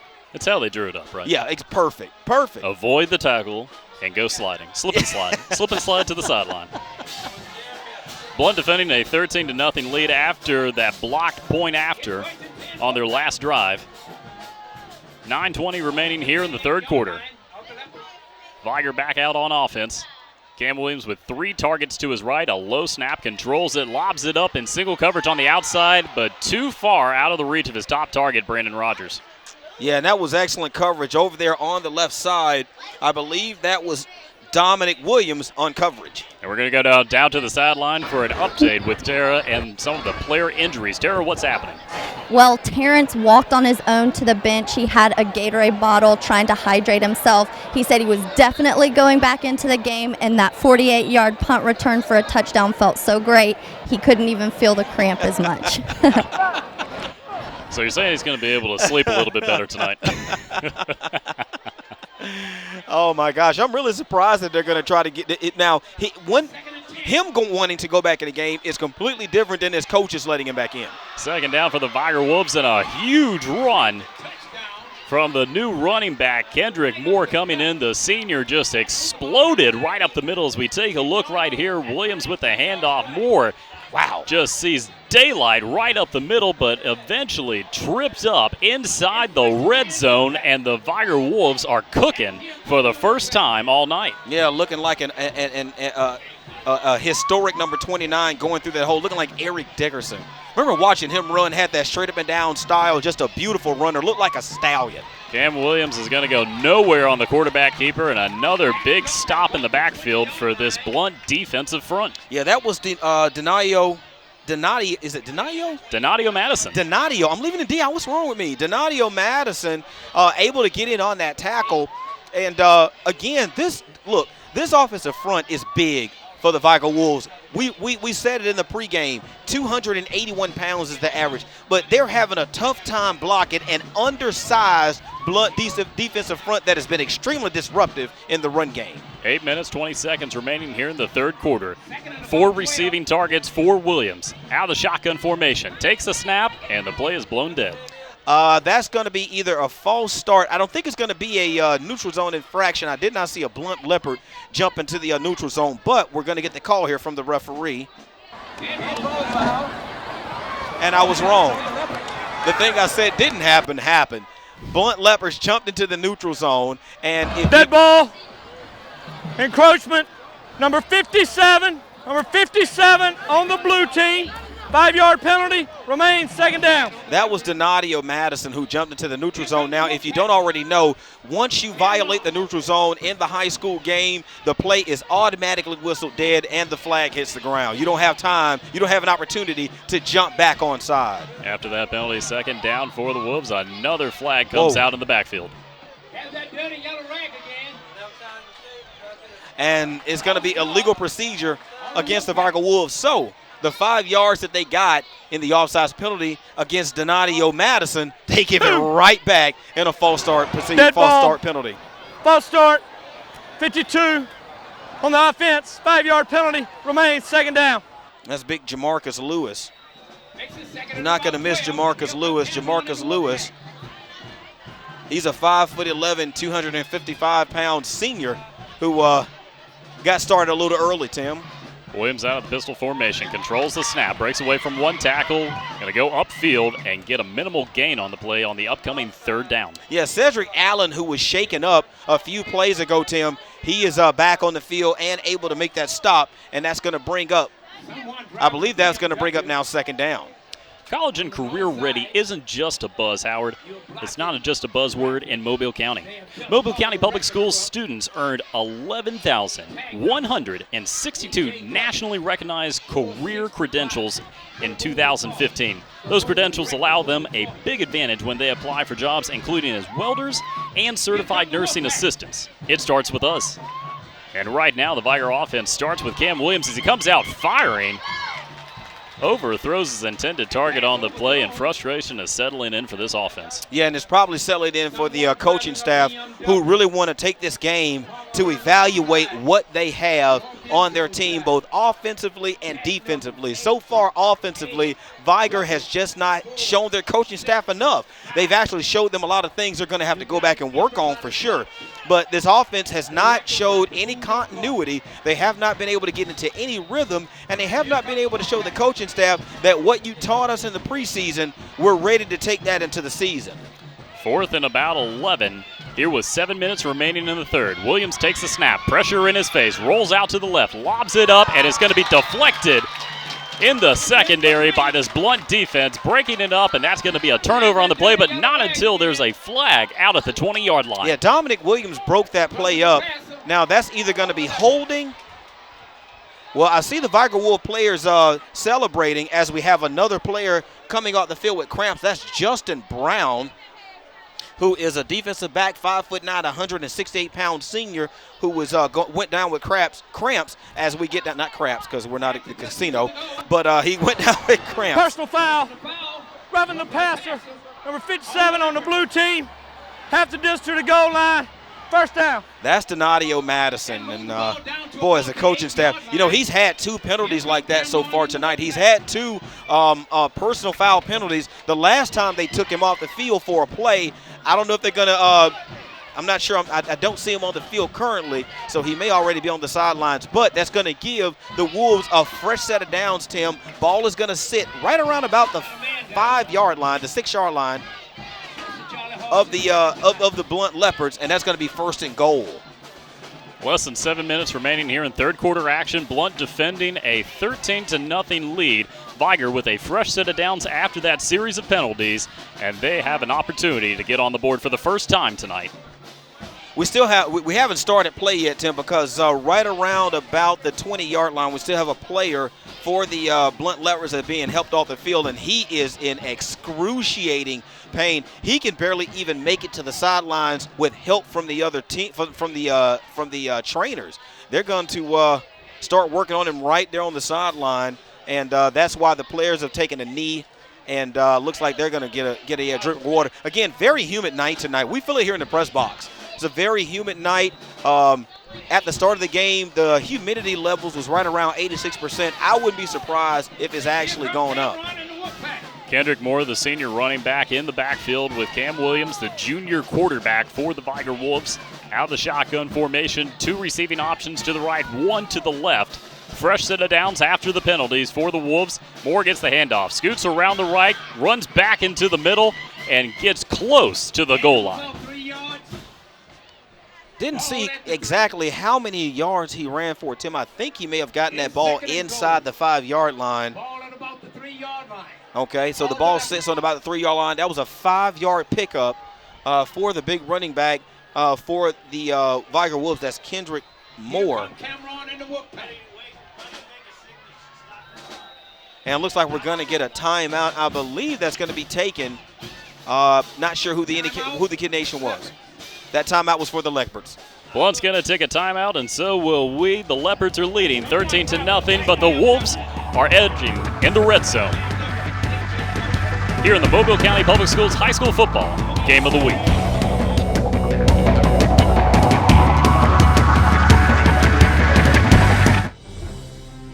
Did you know that the graduation rate for Mobile County is 82% and rising? That's because Mobile County Public Schools is equipping our students to be college and career ready. Did you also know that 144 of our AP scholars excelled high on the advanced placement exams to earn college credit? And with more signature academies and career technical programs, we are finding additional ways of keeping our students engaged. Building futures, it starts with us.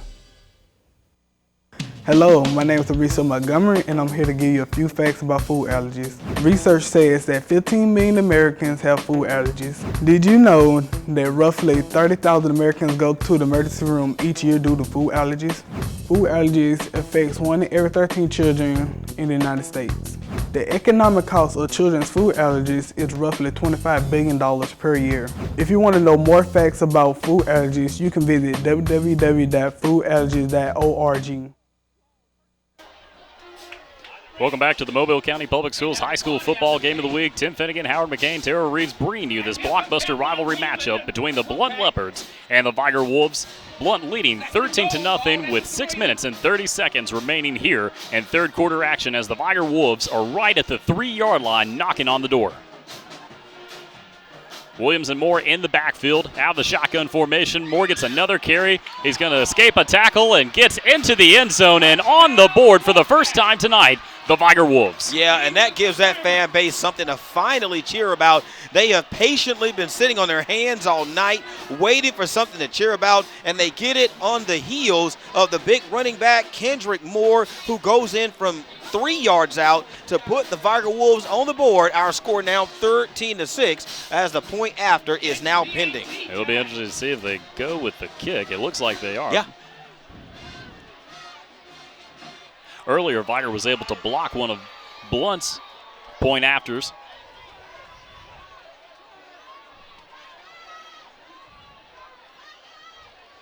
Vigor going with the safe play here. Snap is down. The kick is up. And just across the bar. And another player down for the Blount Leopards. Looks like it's going to be able to get on. Chris Bethel, the senior kicker, able to get the point after. Taking our score, Blount 13, Vigor 7, as we head down to the field with another update from Tara. Guys, it seems like third time's the charm. We have our third cramp of the night. Number 25, he was down on the field, looked like he was in some excruciating pain. They had one of the refs try to help him off, and then they had 2 trainers come. He still couldn't make it off the field. He literally crawled using his hands off of the field. They had 2 trainers stretching him out. He was paying extra attention to his right knee, so we'll see if it is indeed a cramp or something more severe. But we're trying to keep these guys hydrated. Thanks, Tara. 3 players, same problem. Yeah, he pretty much had to get off the field like, that military crawl where you just use just your elbows and your knees. That's quite the workout. Yeah. Like you're going under barbed wire. That's the only way he can get off the field. Again, extremely humid night here in Mobile, like it always is this time of year in Mobile. Mobile weather? Are you saying you can't predict it? I love this city.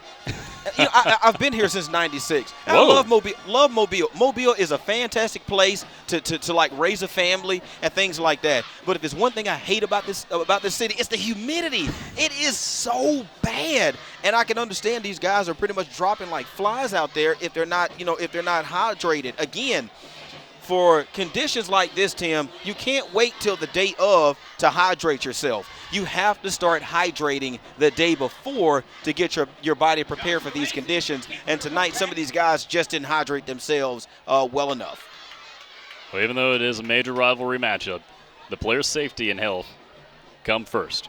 And humidity has crept up as we get our kickoff here, and it goes out of bounds for the Vigor Wolves. That is not good. That's going to give fantastic field position to the Blount Leopards on this next drive, Tim. I just checked. The percent humidity has increased, like we predicted earlier, from 86% to 94%. So now these guys are getting more moisture pulled out of them as the night goes on. There's a little bit of a cooler breeze going through, but boy, that humidity is still high, and we're seeing that in the way these guys are cramping up here late in this football game. Well, we don't want to see any injuries throughout the night. Sure. 6 minutes, 27 seconds remaining here in third quarter action. Blount taking on offense now, trying to add to their 13-7 lead. The Vigor Wolves getting on the board for the first time tonight after that Kendrick Moore touchdown. Giving them 7 points. It's anyone's game at this point now. Yeah, right now it's still wide open. Game is not even close to being decided. We still have a half of a quarter left here to play, plus the fourth quarter. So Vigor needs to get out here, dig in on defense, and get this Blount offense off the field, hopefully 3 and out. Tony comes out, hands off to Pugh, and he's just going to get swallowed up in the backfield by this Vigor defense. Yeah, you're going to see this bunch come out. Vincent Fair was first in on the stop on the run play. You're going to start to see a more of a spirited effort from the Vigor Wolves on defense. They've seen their offense go out there and hang 7 on the board. Now it's up to the defense to come out and try to get the ball back quickly, back into the offense hands, Tim, so they can try to ride that momentum, hopefully in for another score. 6 points separate these two teams as Blount takes over here on 2nd and 11 after that loss on the play. A little bit of miscommunication in the backfield, but Kadarius Toney takes off, crossing midfield and then some, getting pushed out of bounds inside Vigor territory around the 40-yard line. In the box scores, Charles Crawford is going to get credit for that tackle as we now look for a live look-in at one of the games that's taking place right now, and this virtual blowout right now between the Theodore Bobcats and the Cincinnati Wildcats. A 43-6 game between these two Mobile County Public Schools. Eric Collier's offensive unit, the top, arguably one of the top recruits in the Mobile area, LaMichael P. Ryan, has to be behind a lot of that score. The Blount Leopards are leading the Vigor Wolves 13-7 here in our Mobile County Public Schools high school football game of the week. More action coming your way right after this.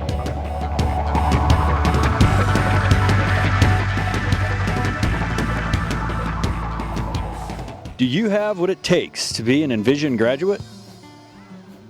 We are pioneering students to be all they can be, from 6th grade all the way to 12th grade. I definitely would recommend Envision to other students who feel the way I feel. They really work with you, and they've gotten tutors, and you have online teachers to talk to. It starts right here. It starts right now. Envision Virtual Academy. Enroll today. The more parents are involved in school, the more likely it is a child will succeed. Children with involved parents and attend school regularly make better grades and have better social skills. Every involved parent makes a difference. Get involved. Ask about your child's day. Explain how your education matters. Parent involvement, it matters. You can find more information on parent involvement at mcpss.com.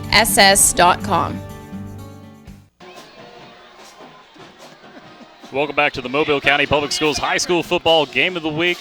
Live here on Seymour. Tim Finnegan, Howard McCain, Tara Reeves bringing you this rivalry matchup between the Blount Leopards and the Vigor Wolves. Kadarius Toney comes out, a quick strike to Antonio Wright, and he's going to get out of bounds right around that first down marker, just shy of the 30-yard line. Yeah, that one had everybody fooled, including me, because I thought the quarterback still had the football.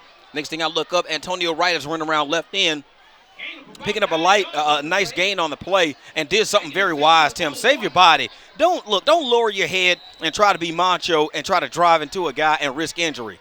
Once the play is over, step out of bounds, man. Save your body. 5 minutes, 25 seconds remaining here in third quarter action. Kadarius Toney on a second and short. Hands off to Trey Pugh, who's going to test the right side, go back up the middle, and inch closer to that first down marker. Yeah, Trey Pugh was tackled down on that play by DeKeith Holcomb, who's a senior linebacker for the Vigor Wolves, freshly into the game.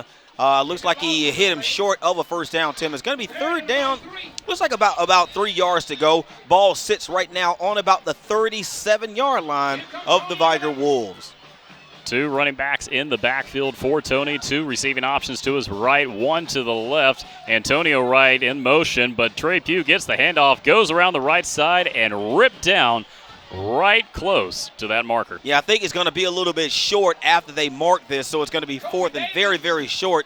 DeKeith Holcomb, once again, the senior linebacker on the stop of the running back. That's Pugh for the Blount Leopards. It's going to bring up fourth down to decision time now for the coaching staff for the Blount Leopards. I don't see the punting unit coming on, Tim, so it looks like they're going to go for it fourth and short for the Blount Leopards as Toney gets the call from the sideline, and I believe we have a flag that's been dropped on the field. Well, good thing to see out there right now. Number 3, Terrence Massey, the wide receiver, out on the bottom of your screen, is back out there. After leaving the game earlier with some cramping, he scored that punt return touchdown, but great to see that he's back out there. False start, number 70 on the blue team. 5-yard penalty, remains fourth down. That's going to be Robert Lacey, who got a quick start over there on the right side, I believe, for the Blount Leopards, as we see Donardio Madison, who's a linebacker, checking to the game.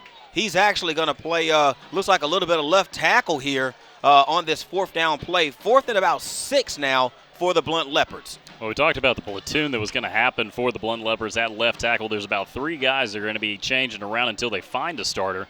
Toney takes the snap, pressure in his face from behind, just tries to go with a jump pass. Incompletion on the play. Vigor picks it up.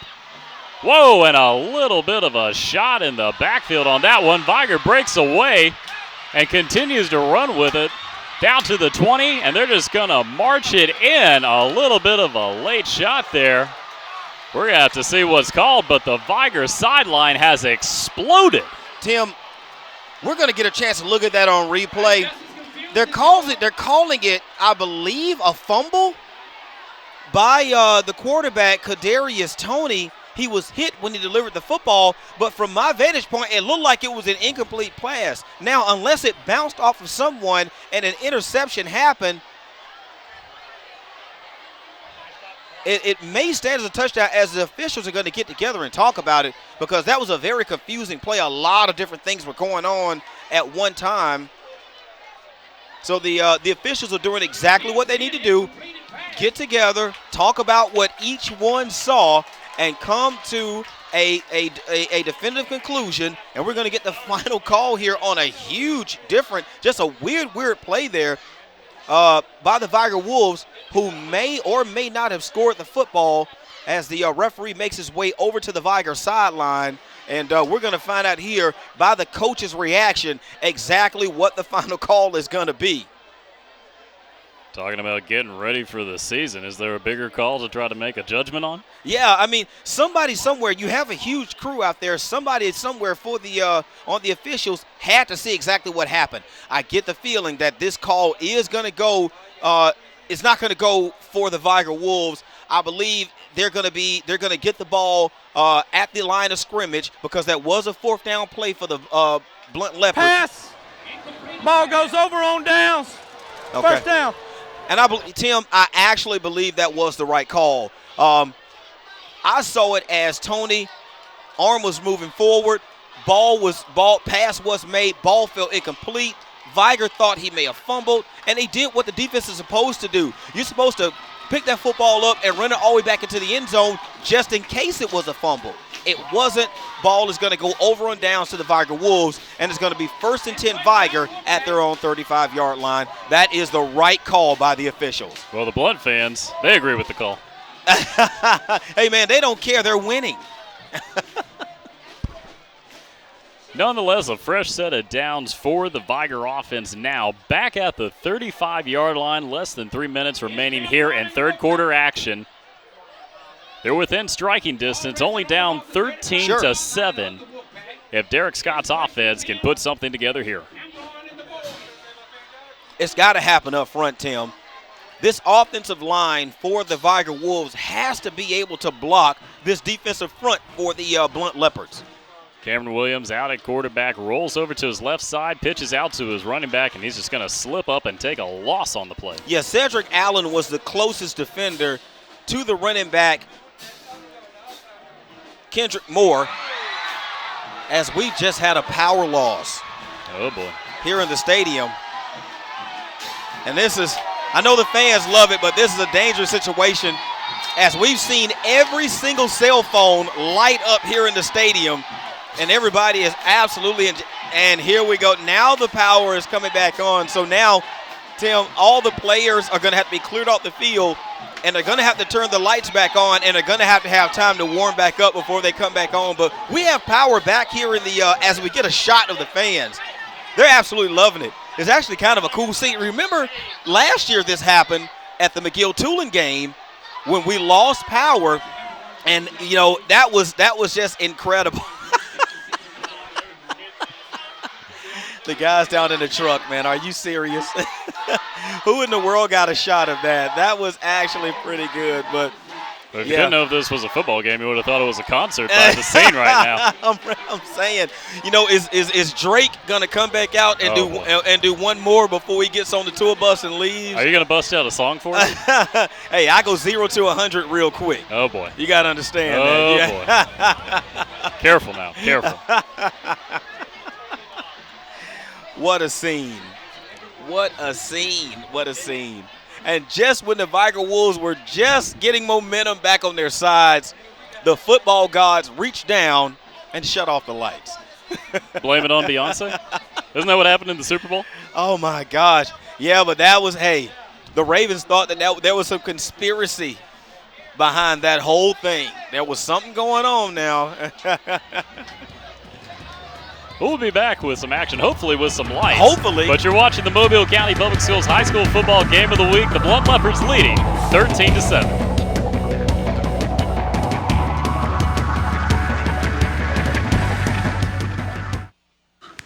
Look at me. Hey.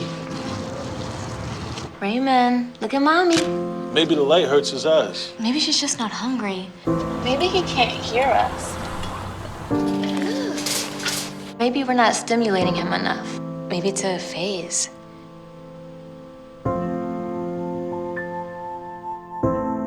Avoiding eye contact is one early sign of autism. Learn the others today. The sooner it's diagnosed, the better. Do you have what it takes to be an Envision graduate? We are pioneering students to be all they can be, from 6th grade all the way to 12th grade. I definitely would recommend Envision to other students who feel the way I feel. They really work with you, and they've gotten tutors, and you have online teachers to talk to. It starts right here. It starts right now. Envision Virtual Academy. Enroll today. The Environmental Studies Center is a natural sciences education facility designed to provide unique learning experiences. In addition, wildlife rehabilitation plays a vital role each day at the center. Featuring more than 500 acres of rich woodlands, the center affords teachers, students, and the general public an opportunity to experience firsthand the natural environment. Environmental Studies Center. It starts with us in the Mobile County Public Schools. Attention educators, the Mobile County Public Schools would like to invite you to the 2016 Academy Conference. Learn from experts ways to integrate the Signature Academy model into your school. Join us February 23rd and 24th at the Renaissance Riverview Plaza Hotel as Academy experts, post-secondary institutions, and businesses discuss how to incorporate this model into your school district. Register early as seating is limited. The 2016 Academy Conference, preparing students to be college and career ready. Welcome back to the Mobile County Public Schools High School Football Game of the Week. The Blount Leopards leading the Vigor Wolves 13-7 as we go down to the field with Tara Reeves. I'm here with one of the officials, John. John, have you ever officiated a game where the power went out? I have not. This is a first, definitely unique. So what do you think is going to happen? Do you think they're going to try and fire the lights up and get the game back going? Yeah, I would think they're trying to do that right now, but I don't have any idea how long it's going to take to get them back going. How long until you're going to leave the game? I don't know. We've got a bunch of guys here tonight. We're rotating in, so we have no idea. We're with you guys. All right, thanks, John. Back to you guys. I see some people leaving the game, but hopefully we'll be back and going here soon in a bit. Thanks, Tara. She's a trooper, isn't it? Yeah. Look, she's still, look, it's pitch black on the field, and she is still on her job. What are we paying her? I'm not sure. Got a little bit of a unintended blackout game. Yeah. You know, and the thing that I'm the most fearful of is that we have a down transformer.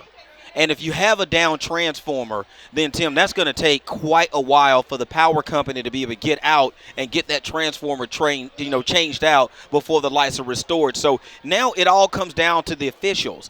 How long are they going to be willing to wait before the game gets called or something like that? So you also have to start thinking about fan safety. The players, they're okay. They're on the field. But to be honest with you, somebody could jump over the fences, run on the field, do something or something like that. So now it comes down to a safety issue.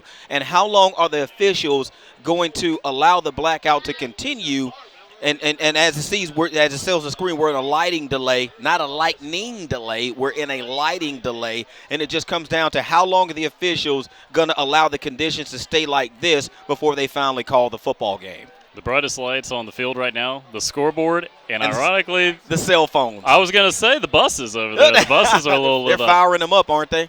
Glowing in the dark over there. Yeah, that's on the Vigor side of the field. So, like Tara alluded to, some of the fans are leaving. Which seriously, that may be the safest thing to do at this point. So if people are going to leave the stadium, hopefully they do it in a very safe and very orderly manner. So, okay. Now, it's weird that the lights are out in the entire stadium, Tim. But right now, there's only one place in the entire stadium that currently has lights. Hey, there we are. And guess who it is? It's us. Luckily, it's up here. So right now, we're the only one with lights. So thumbs up to the truck, you know, that we have our own power. So we're not out there like everybody else. But, again, just a very unusual situation. I've only been in this situation one other time since I've been doing this. And, again, that was during the McGill game. But the lights did come back on. After a while. Yeah, after a while. 3 years ago. Good Right. call. Davidson-McGill was the matchup, and it was not as close as this game. You're right. Let's just put it that way. Right. Yeah, as we get a shot of the parking lots there, you can see the police is out there. They're trying to keep things as orderly as possible, but you do see fans leaving the game. And, again, if it's a down transformer, Tim, there's a good chance that they're not going to be able to get that transformer changed out in enough time for this game to continue. So it's a possibility that the game may be called here in the third quarter. 1:58 remaining on the in the third quarter, Tim. Our score 13-7, Blount. And when the lights went out, Vigor was in control of the football. So Tara Reeves is still on her job, Tim. So we're going to shoot it down to the field to Tara, who has one of the coaches tonight. Thanks, Howard. I'm here with Blount's coach, Coach Holly. What's going on? Has this ever happened before during a game? Man, I have no idea, man. This is crazy. I had to tell my kids, you know, hey, man, we don't do that. They fired up and Vigor firing up, man. It's a great atmosphere, man. I think both teams are playing hard, so it's a hard-fought game. So, you know, I guess it was a little break we needed, I guess. I see a lot of iPhone lights going around the stadium. Do you think if we get enough, we can shine them on the field and we can play ball again? I think we can, but, you know, we can't do that. It's about safety, and we just hope everything's fine as long as nobody's hurt. But I think everything should be fine. Let's get the lights on and get the Leopards a win. What do you think? I like it. I like it. Thank you. All right, back to you guys. Thanks, Eric. Coach Holly in good spirits, hopefully keeping the players focused just in case the lights are able to come back on. And, you know, you hate for this to happen, really, because it's a phenomenal game up to this point. But hopefully, by the time we come back, so will the lights. Hopefully. You're watching the Mobile County Public Schools High School Football Game of the Week. The Blount Leopards leading the Vigor Wolves 13-7. We'll be back. Hopefully the lights will be.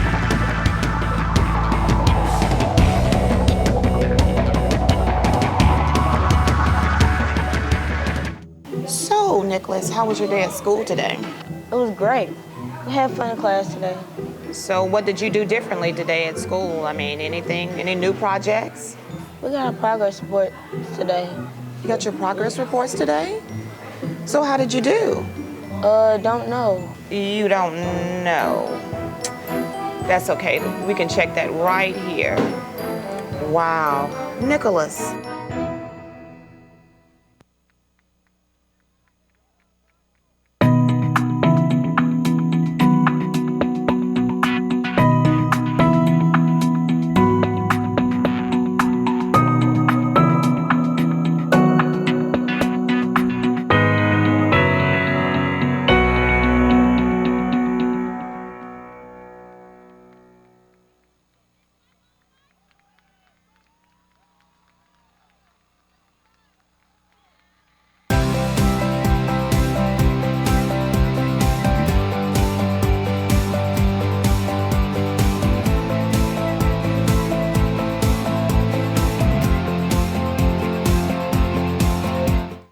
It started with me at Murphy High School when I came here as a freshman in 1973. I was very interested in math and science already before I came to Murphy. From Murphy High School, I was appointed to the U.S. Naval Academy, was able to get my college degree and also my commission in the U.S. Navy from the Naval Academy. But it truly was the foundation that I gained here at Murphy High School that allowed me to take advantage of that great opportunity.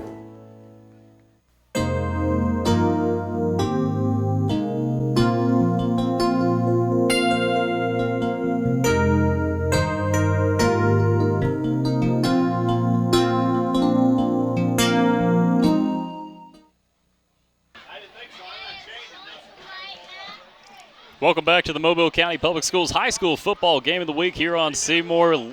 The Blount Leopards leading 13-7 over the Vigor Wolves. We've been in the midst of a little bit of a light delay, but let there be light. Yeah, here we go. We're starting to see the lights slowly come back on. So whatever the problem was, apparently it wasn't as extensive as we might have feared that it would have been. So looks like we're going to get the lights back up. Order is going to be restored. Probably by the time the lights come on, the stadium is going to, the stands are going to be thinned out just a little bit. But as you look from that shot, a lot of people stayed. They want to see the end of this game. And right now the officials have just whistled that both teams can come back on the field, Tim. Well, it looks like according to the scoreboard, we got a countdown over here, so might have a little bit of a warm-up for both of these teams to kind of get back into the groove and get ready for some action. Sure. Vigor was driving with the ball on offense. Right now they're trailing 13-7 to Blount. It's still a great game. The lights are coming back on. A little bit of a delay, but you know what? With the string of injuries that were happening here in the second half, it might be a good thing. Right, exactly. As we're going to take a look at some other scores from some games, Tim, that are currently going on around the area. Well, in last night action, Enterprise defeating Murphy 17-14. And tonight's action, Baker, Danny Smith's coaching debut, 16-0 over Williamson. St. Paul's playing Bryant 23-10. Theodore, a commanding win, 43-6 over Citronelle. Jeff Davis at halftime, 19-0 over LaFleur. Benjamin Russell, 23-6 in third quarter action over BC Rain. Hey, remember that Jeff Davis-LaFleur game? That was our very first broadcast here on this network last year. It was. Yeah. It was quite the game. That great game, too. Great game. LaFleur controlled that thing. Defensively, they played a great game last year. And, you remember that, at the beginning of the game, Jeff Davis came on the field, and by the time the game was over, they left the field as Betty Davis pretty much got manhandled by LaFleur in that game. It was a great game to broadcast and a great way to kick off this network. Jeff Davis getting a little payback. As we see the players down on the field, Kadarius Toney warming up over there for the Blount Leopards. A lot of the players just trying to just get in a stretch, make sure they stay hydrated, and try to finish this game strong because, you're roughly looking at a couple of minutes remaining here in this quarter. You got a whole fourth quarter to work with. Jeff Davis, 26. LaFleur on the board finally with 6 points in the third quarter action. Benjamin Russell now 33-6 over Telus Stone's BC Rain Red Raiders in third quarter action. Yeah, they put about 3 minutes on the clock to give both teams an opportunity to stretch and warm up so these players don't come back on the field cold and go right back into the football game. And, of course, that's to help reduce the risk of injury and things like that. So, this coaching, this officiating staff is on top of things. Now, the unfortunate thing, it was great, Tim, that during that light delay that we did have lights. The bad thing about it is we're the only ones that had lights in the whole stadium, and it attracted, I think, every bug in Pritchard.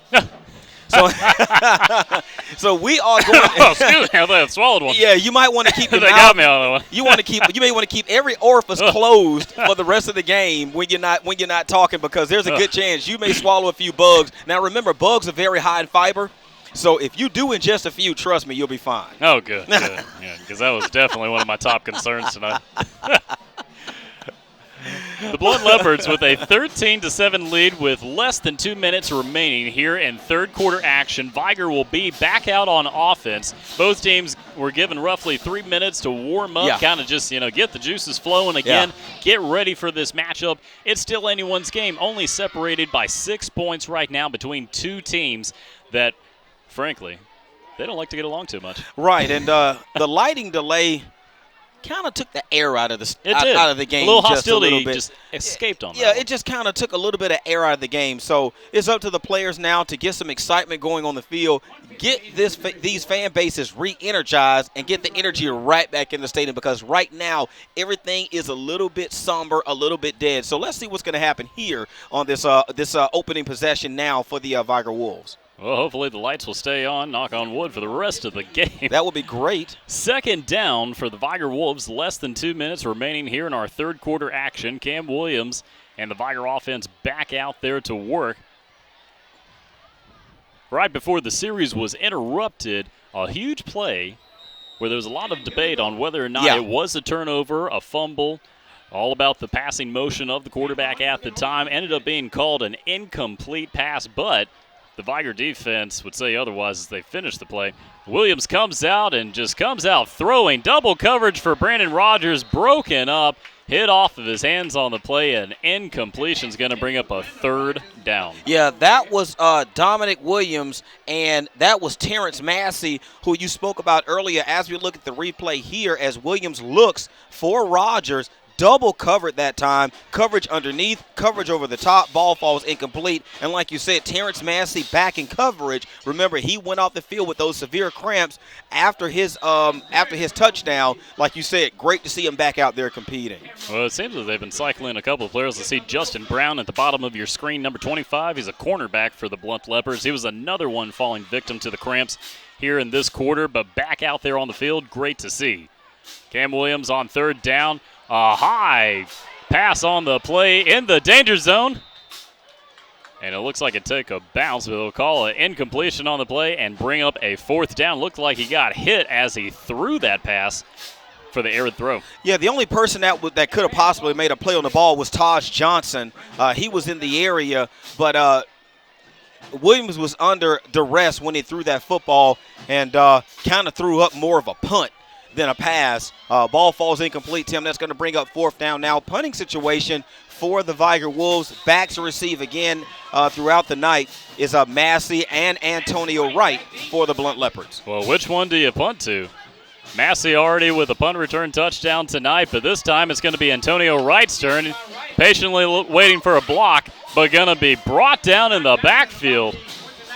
Back behind the 30-yard line. You know, he thought he could kind of just get a little dance real quick just to see if he could get a lane to run through, but that cost him that time as he got stopped in the backfield on the play, but Blount nonetheless will take over. Yeah, Antonio Wright trying a little bit of power tap right there. It didn't quite work out because he got stopped in his tracks by Joshua Hill on that punt return. So the line of scrimmage is going to be around about the 29, I think the 30-yard line of the Blount Leopards. They're going to take over, Tim, 1st and 10. Kadarius Toney out of the shotgun formation. 3 receivers to his right, looks that way. Tosses out to Antonio Wright, broken up on the play. The Vigor Wolves jump on it.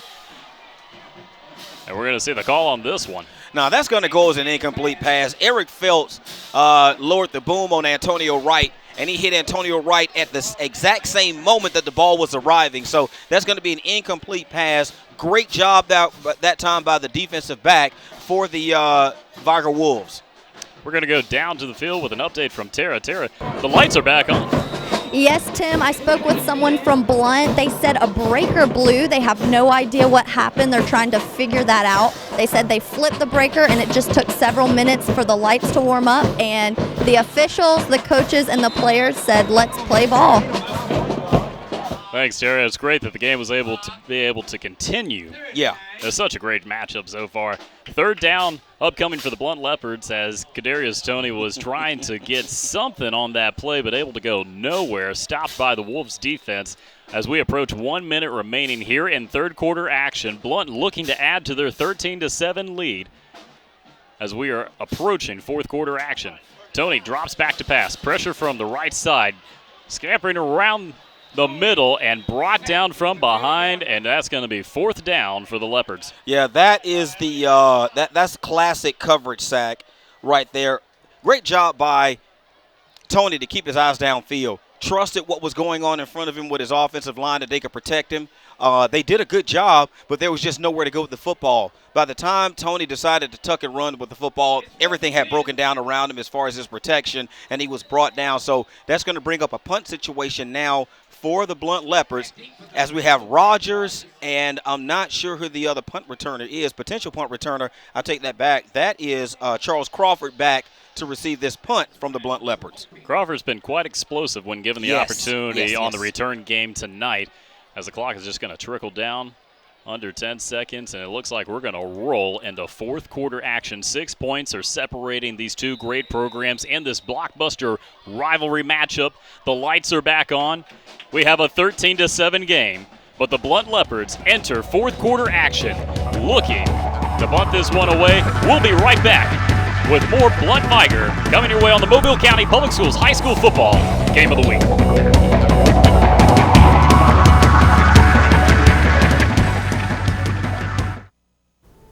Everywhere that we go, he makes people laugh and makes people smile, and I feel like I have that quality. He's the one who always takes me fishing. I watch golf with him. And I watch him cook, because when I grow up, I want to be a cook too. We have the same faces like this. Dad is the one, when you fall, that picks you up. That unconditional sense of presence and reassurance is really what makes him my father. It's here, the MCPSS mobile app.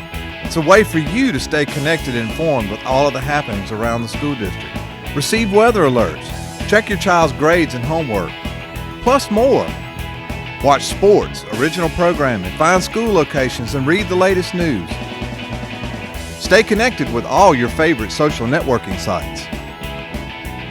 Download it today for free. So they say it's a man's world? I don't see anybody's name on it. While they were doing their thing, we slowly changed ours. Today, women can do anything men can do. And there's one thing we're even better at.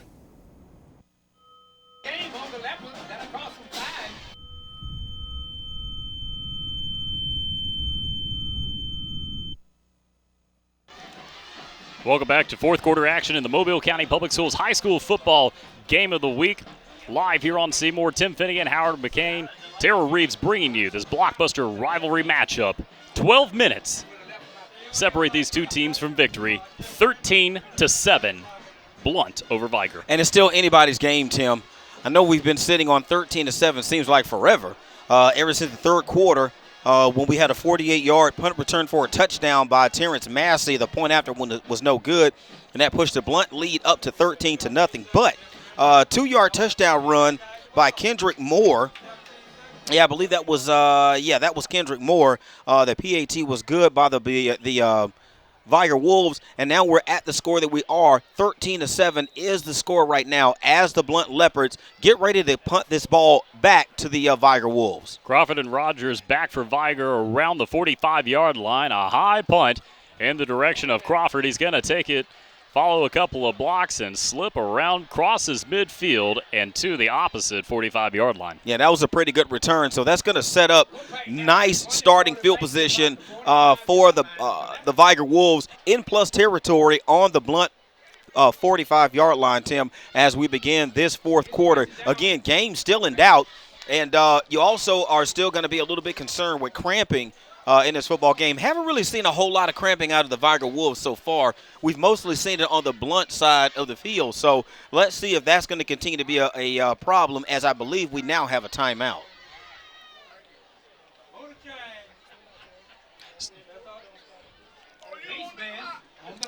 Talking about those injuries, Howard, we have an update on the injuries with Tara down on the sidelines. Tara, you've been busy tonight. Yes, I spoke with Blount's trainer, John. He said it's very humid. It's the first game. It's to be expected. He's trying to keep the players hydrated, so we'll see how it goes this rest of the game. Thanks, Tara. Coming off of that timeout here, the start of the fourth quarter action. Both of these teams looking to start their season. May not be a victory on the actual record, but it is a victory for the team heading in the right direction. Yeah, it's a jamboree game. The Alabama High School Athletic Association gives all of the teams 11 weeks to play 10 games. Some teams, they just go ahead and take that week as a bye week. Some teams schedule teams that are outside of their region. So tonight is a jamboree game. It won't count in the standings for either team. At the end of the game, both teams will be 0-0 heading into week 2. But it's also a game, it's almost like one of those, you see them all the time in the NFL, those joint practices. It's kind of sort of like that, where these guys get an opportunity to go out here against some other live competition and just gauge where their team is. And I think it's a great thing, especially if both teams, Tim, can get out of it with no injuries. Absolutely. Well, we've had a couple of scares tonight, but luckily they've been nothing but minor cramps. Yeah. And the players have actually been back in the game, which is a great sign. Right. Again, just something for the staff to work on for next week. They know that they've got to do a better job of getting these guys ready as far as hydration goes for the game. Did you know that all 12 Mobile County Public Schools has been recognized with the highest award given out by the U.S. Department of Education? 7 elementary schools, 2 middle schools, and 3 high schools have received the National Blue Ribbon. Fresh set of downs for the Vigor Wolves. Cam Williams out of quarterback. Moore the running back. Going to get the handoff. Moore is going to get met immediately. What a shot he takes on the play. Charles Shepard knifing his way in there. Double duty tonight for the senior tight end. Linebacker comes in and just lights up the Vigor running back on the play, and his teammates help him out to finish. Yeah, and Kendrick Moore was slow to get up off of the turf after that hit. He reached down for his calf, and we just were bragging about the fact that Vigor wasn't suffering any cramps. Well, all of a sudden, here comes Kendrick Moore, gets up off the turf, is grabbing at his calf, and he's off the field right now. So we have another new back into the field, onto the field, and that's Joshua Lacey. Josh Lacey, 6 foot 225, and the bulldozer is going to do just that right up the middle. A huge gain for the Wolves running back. A gain of about 8 yards. It's going to be 3rd and short as we tick under 11 minutes remaining in the game. Yeah, and that's what you want to see from a big 225-pound back. Don't try to be elusive. Use what God gave you, and that's a big, thick, heavy frame. Run straight to the line of scrimmage. Put your head down. Pick up what you can. I know he probably wants to run like his namesake, Eddie Lacy. But no, look, let's just run over guys. Williams with 3 receiving options, 2 to his right, 1 to his left. Another handoff to Lacey, but going to be met by who else? Cedric Allen, a disruptive force all night. We've been calling his name good and bad. Yeah. Coming up with another good play. Yes, he was. For Allen. And he almost stripped that football away from Joshua Allen. Joshua Allen was just able to wrestle that thing right back. I'm sorry, Joshua Lacey was able to wrestle that thing back at the very last moment. But great job of not only making the tackle, Tim, but trying some ball disruption. You know, that whole strip tackle thing, where when you secure the tackle, you start going after the football. Almost came to fruition for Cedric Allen. Great job on the stop. That's going to bring up 4th down now for the Vigor Wolves. Allen had an interception earlier in tonight's matchup. Almost had another turnover there. Yeah. We've pretty much forgotten about the fact that he fumbled, right? Haven't we forgotten that, right? Oh, he wants to forget too. Massey back to receive this punt. Whoa, it's going to take a little bit of an interesting bounce there, and Vigor is going to be down there to down the ball inside the 5-yard line. A huge play for Derek Scott's special teams unit. Yeah, nice job of hustling on that play. And I apologize, I'm eating a Raisinette, and it's really chocolatey.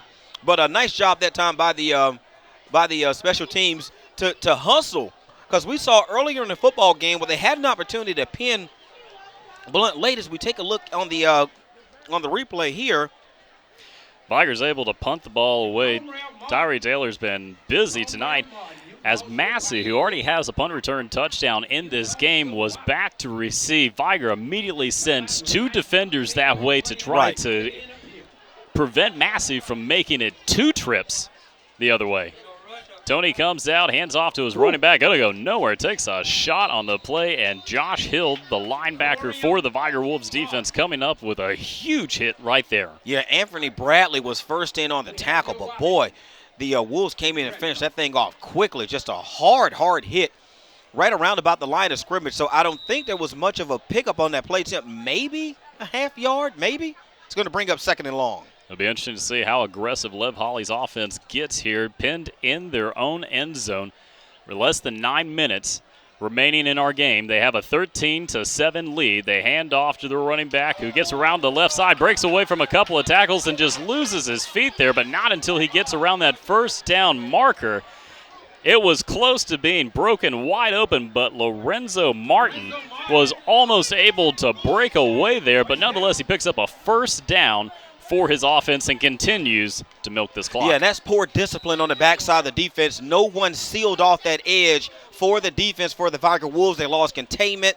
Lorenzo Martin was able to get on the outside and pick up a nice gain for a first down. Tony hands off to Martin once again, and he is battling up the middle just like another running back that used to wear number 5 for these Blount Leopards. Demetrius Vaughn just pounding away. Lorenzo Martin, 5'9", 180. Same measurables, same number. Same production? Yeah, but that kid had a set of thighs on him, man, that were impressive. Boy, he was a powerful runner. Tony here on second down. Vigor approaching on defense and just going to be wrapped up in the backfield. They're going to blow the whistle on this one as they were all over Tony in the backfield. That's going to be a big loss for this offense. That was the linebacker to Keith Holcomb, and he comes in again and makes another big tackle for the Vigor Wolves. And, you know, we didn't see him much at all, Tim, in the first half. We've seen him primarily play linebacker in the second half, and he has been extremely disruptive. He's back off of the field right now. I'm wondering, should they even take that kid out?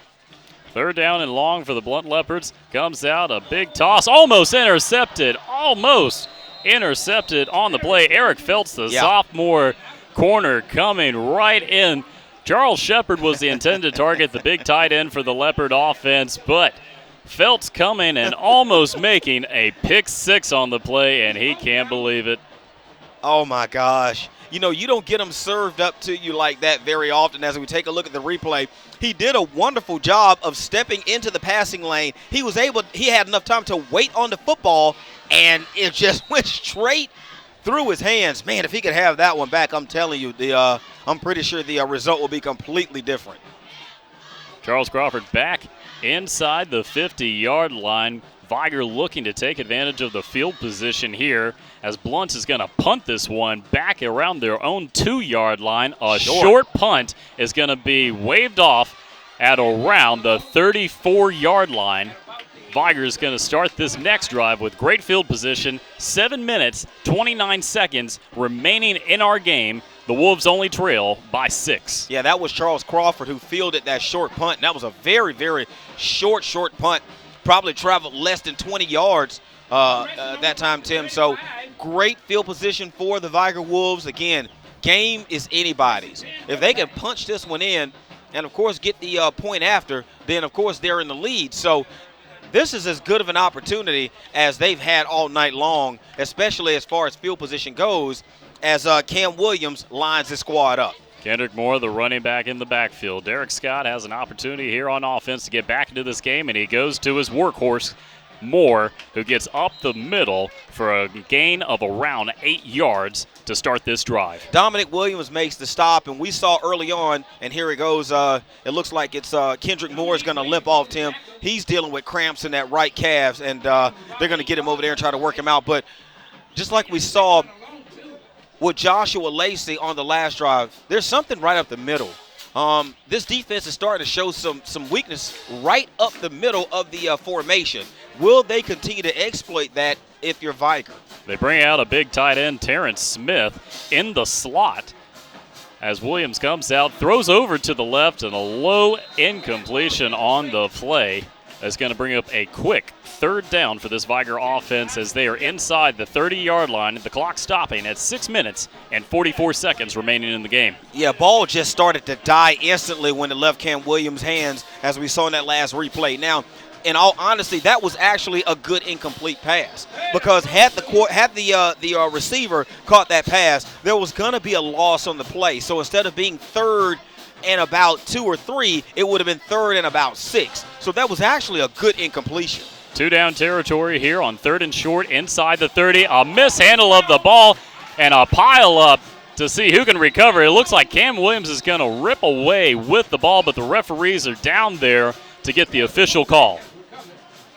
Wow, it looked like Blount had every opportunity to cover up that fumble. Ball just squeaked out of the hands of the running back as he approached the line of scrimmage, but Cam Williams was able to stick his nose in there and get on top of the football. So it's now 4th down. The original starting line of scrimmage was the 35-yard line. So in 3 plays, they've actually picked up 5 yards on this on this drive. So 4th and 5 here. You need to try to make something happen here. Williams and Lacey in the backfield, shotgun formation. 2 receivers to the left, 1 to the right. Less than 6 minutes remaining in the game. 6 points separating these two teams. A quick strike over to Rogers and off his hands. And that's going to be a turnover. The Blount Leopards will take over at the 30-yard line. Yeah, Cam Williams actually had his receiver, Brandon Rogers, wide open. Brandon Rogers ran just a quick slant to the inside. It was actually there for him, but Cam Sims just delivered the ball just a little bit too high as a bird-sized moth just flew in. And this has just been incredible as we get a timeout. 5 minutes, 48 seconds remaining in the game. The Blount Leopards are now in the driver's seat, a 13-7 lead. And we're going to go down to the field with another update from Tara Reeves. Tara? I spoke with Blount's defensive line coach, Coach Harris, earlier about the success of his D-line. He said they're playing overly aggressive and they're putting into play what they do at practice each and every day. He said they've practiced hard and they're ready, and that is definitely evident in this game tonight. Guys?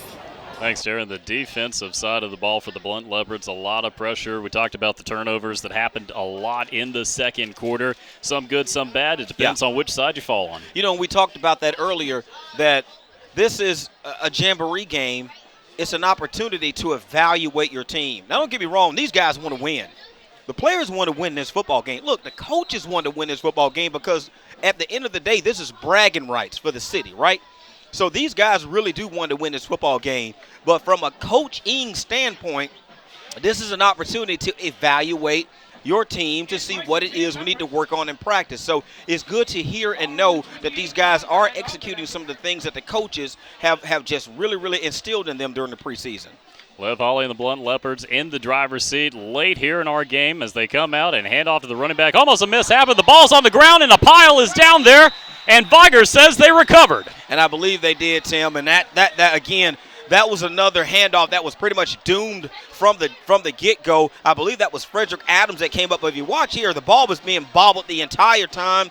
The running back, Martin, was just never able to get control of it. And in there quickly to cover it up, I take that back. That was Jalen Brown. So the Vigor Wolves, great field position after the turnover. And how many turnovers total have we had tonight, Tim? It's been several. We got to be what, up around 6 now, right? I wanted to say 7.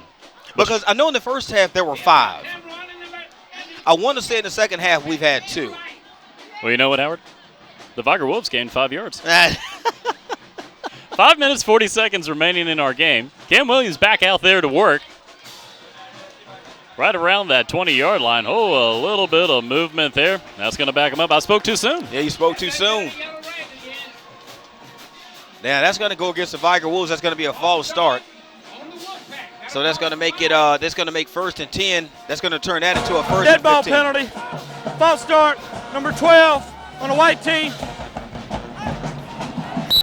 And you saw how Josh Lacey, the senior running back, trying to be a leader for his team, getting out there, talking to his players. Hey, we're within striking distance. You got to stay focused. Cam Williams coming out, and he's just going to have a face full of leopards in the backfield, just all over the place. Juan Caples, Donadio Madison. We've been talking about them all night, and there's a reason for it. Yeah, and again, we've also talked about the fact that this Vigor Wolf offensive line, man, they have had trouble all night long blocking this undersized defensive front for the Blount Leopards. They're undersized, but they're very, very quick, and they have done a great job of shooting that A and B gap all night long in that offensive front, and they've been able to disrupt the timing of the quarterback all night long. 2nd down and roughly 12, a low snap. Williams is trying to hang on to it, and Blount's going to fall on it in the backfield. Oh, wow. Another turnover. Wow.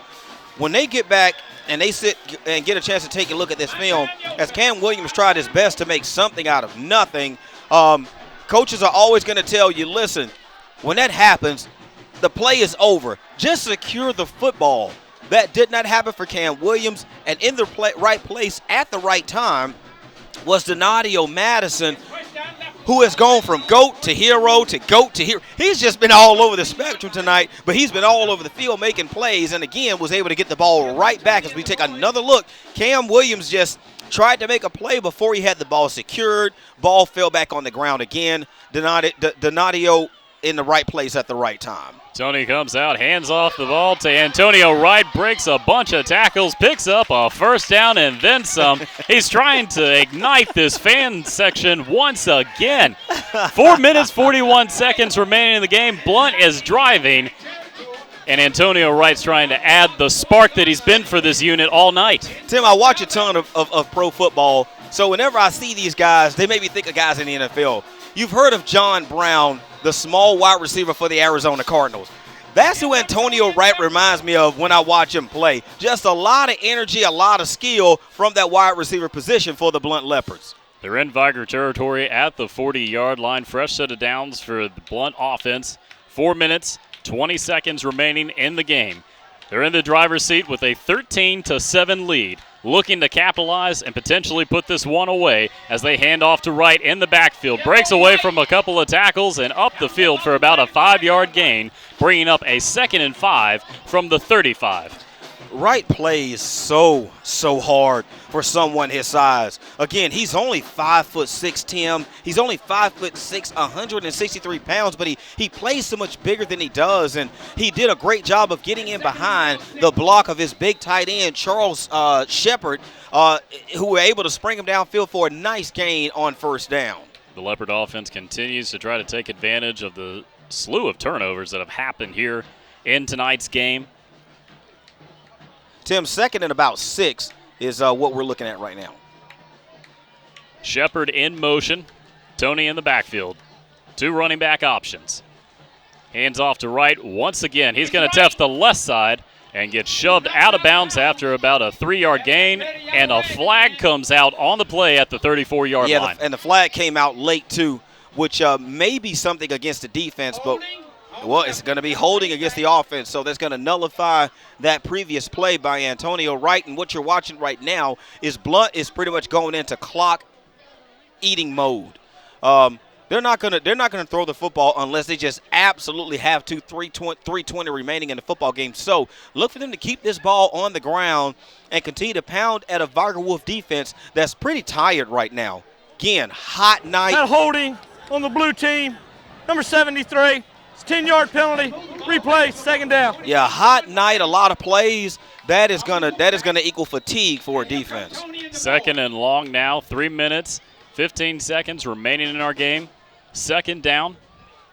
Kadarius Toney in the backfield, shotgun formation. 2 receivers to his right, 1 to his left, 2 running backs in the backfield. The Leopards have continued to try to just milk away this clock. 3 minutes remaining in the game. They've got a 6-point lead. Tony's going to keep it himself. Looks to option it, but keeps it. Takes a shot from Charles Crawford, and it's a pile-up. Oh, pushing and a little bit of a late shove, and the fans don't like that one. Yeah, we're getting late in the game now, and, you want cooler heads to prevail in a rivalry game. As we take a look at the replay here, just a fake toss out to the right to Antonio, and instead the quarterback keeps it, takes a huge shot there from the linebacker Victor Fair, the junior defensive lineman. I call him a linebacker. He's actually a defensive lineman. Huge shot taken there by the quarterback, and that's going to bring up 3rd down now and long. Looks like 3rd down and about 9 or 10 for the Blount Leopards. Goff is right around the 49-yard line. Pistol formation, 3 receivers to the right, 1 to the left. We haven't seen a lot of passing lately out of the Blount offense. And they're going to continue to milk away this clock. Antonio Wright, whoa, takes a low shot, but stays inbounds to keep the clock going. And it looks like we will get a timeout from Vigor. Yeah, and that's to try to save some time for the offense as we watch Antonio Wright circle around right in, and right there, just a beautiful job of just taking the legs of the young receiver out from underneath him. That's going to bring up 4th down now as the Wolves take one of their timeouts. 1 minute, 46 seconds remaining in the game. Blount leading 13-7. Upcoming 4th down for the Blount Leopards. if they're able to stop Blount here on 4th down and force a punt, that's probably going to pin the Wolves deep as scores start to come in. Last night action, Enterprise defeating Murphy 17-14. Baker in tonight action beating Williamson 31-10. St. Paul's with a 40-10 victory over Bryant. Theodore with a 43-6 victory over Citronelle. Jeff Davis a commanding 40-14 win over LaFleur. And Benjamin Russell right now 33-6 over BC Rain. Here is 13-7 Blount. Shade under 2 minutes remaining in the football game. Blount lines up to punt this football away. And, of course, back deep to receive the ever-dangerous Brandon Rogers and also Charles Crawford. As at the last minute, Rogers runs off the field, but he's coming back on. And really with both of these teams so dangerous in the return game, there's really no one that you actually want to kick to. High snap and a flag comes out in the backfield. Yeah, Blount is going to surrender 5 more yards of field position because there was a false start on the line for the Blount Leopards as we get the call. Number 11. Well, I think it was on number 11. Yeah, it was.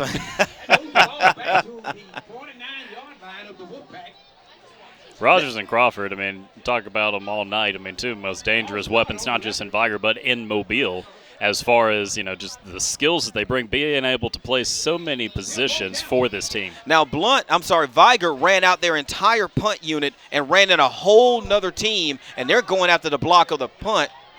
Able to get it away. Crawford's going to take it. Didn't That's call dangerous. for a fair catch, and just a pile of defenders in his face on the play. Yeah, that was really dangerous, but he was able to secure the possession for his team. Had he caught that, well, I know what he was trying to do. He didn't want the ball to bounce and to trickle back towards his own end zone and lose field position, but still it was a very dangerous play. Again, the conditions of the football aren't great tonight because the field is wet, so you don't want that ball to squeak through his hands, but luckily for him and the Vigor Wolves, that did not happen. So they are going to take over 1st and 10, 1:31 remaining in the football game, and they're going to start this drive, Tim, around about their own 32-yard line. Well, with 1 minute and 31 seconds remaining in our game, Blount defending a 13-7 lead.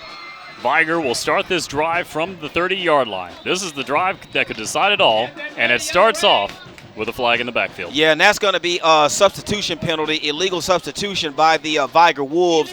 As you saw one of their players sprint off the field, it was too late for him to get off. So that's going to move the football back another few yards, and that's going to give a little Dead bit more. ball penalty, substitution infraction on the offensive team, 5-yard penalty, still 1st down. So that's going to move the yards to go, Tim, from 1st and 10 to 1st and 15. Williams comes out here on 1st down. Rogers, the quarterback, he's going to keep it. He's going to run around the right side, break a couple of tackles, and just try to surge up the field, and he's able to pick up a 1st down as he gets close to midfield. Yeah, Dominic Williams made the stop, but just a patient run that time by Brandon Rogers. Clock continues to, once they set the sticks, the clock is going to restart, 1:23 remaining. Ball on the 45-yard line of Vigor. Fresh set of down, shotgun formation. 3 receivers to his left, 1 to his right. Rogers drops back, gets away from all the pressure, gets out to the right side and close to that 1st down marker once again. And we're looking at a lot of the offensive plays that Vigor was running at the very beginning of the football game. Not throwing the football, just simply snapping the ball to Brandon Rogers. He finds a crease or a seam. He exploits it for whatever he can. Again, was able to get up the field and actually get out of bounds, but not till he picked up about 8 yards, Tim. Ball now in plus territory. 2nd and short as they're about to cross midfield. And they're going to, looks like they're going to call a timeout. Blount is going to call a timeout. 1 minute, 10 seconds remaining in our game. Vigor driving off of the electric feet of Brandon Rogers. We talked about the 4.3 speed earlier in the game, and he's showing off late when it matters most. Yeah, he hadn't been on the field much at all, in all honesty, here in the second half. It's pretty much been Cam Williams that's been orchestrating the offense in the second half. And maybe Rogers has been coming in on, kickoff or punt returns or something like that. But as far as being a vital cog in the offense in the second half of the Vigor Wolves, he just hasn't been out there. So he's fresh.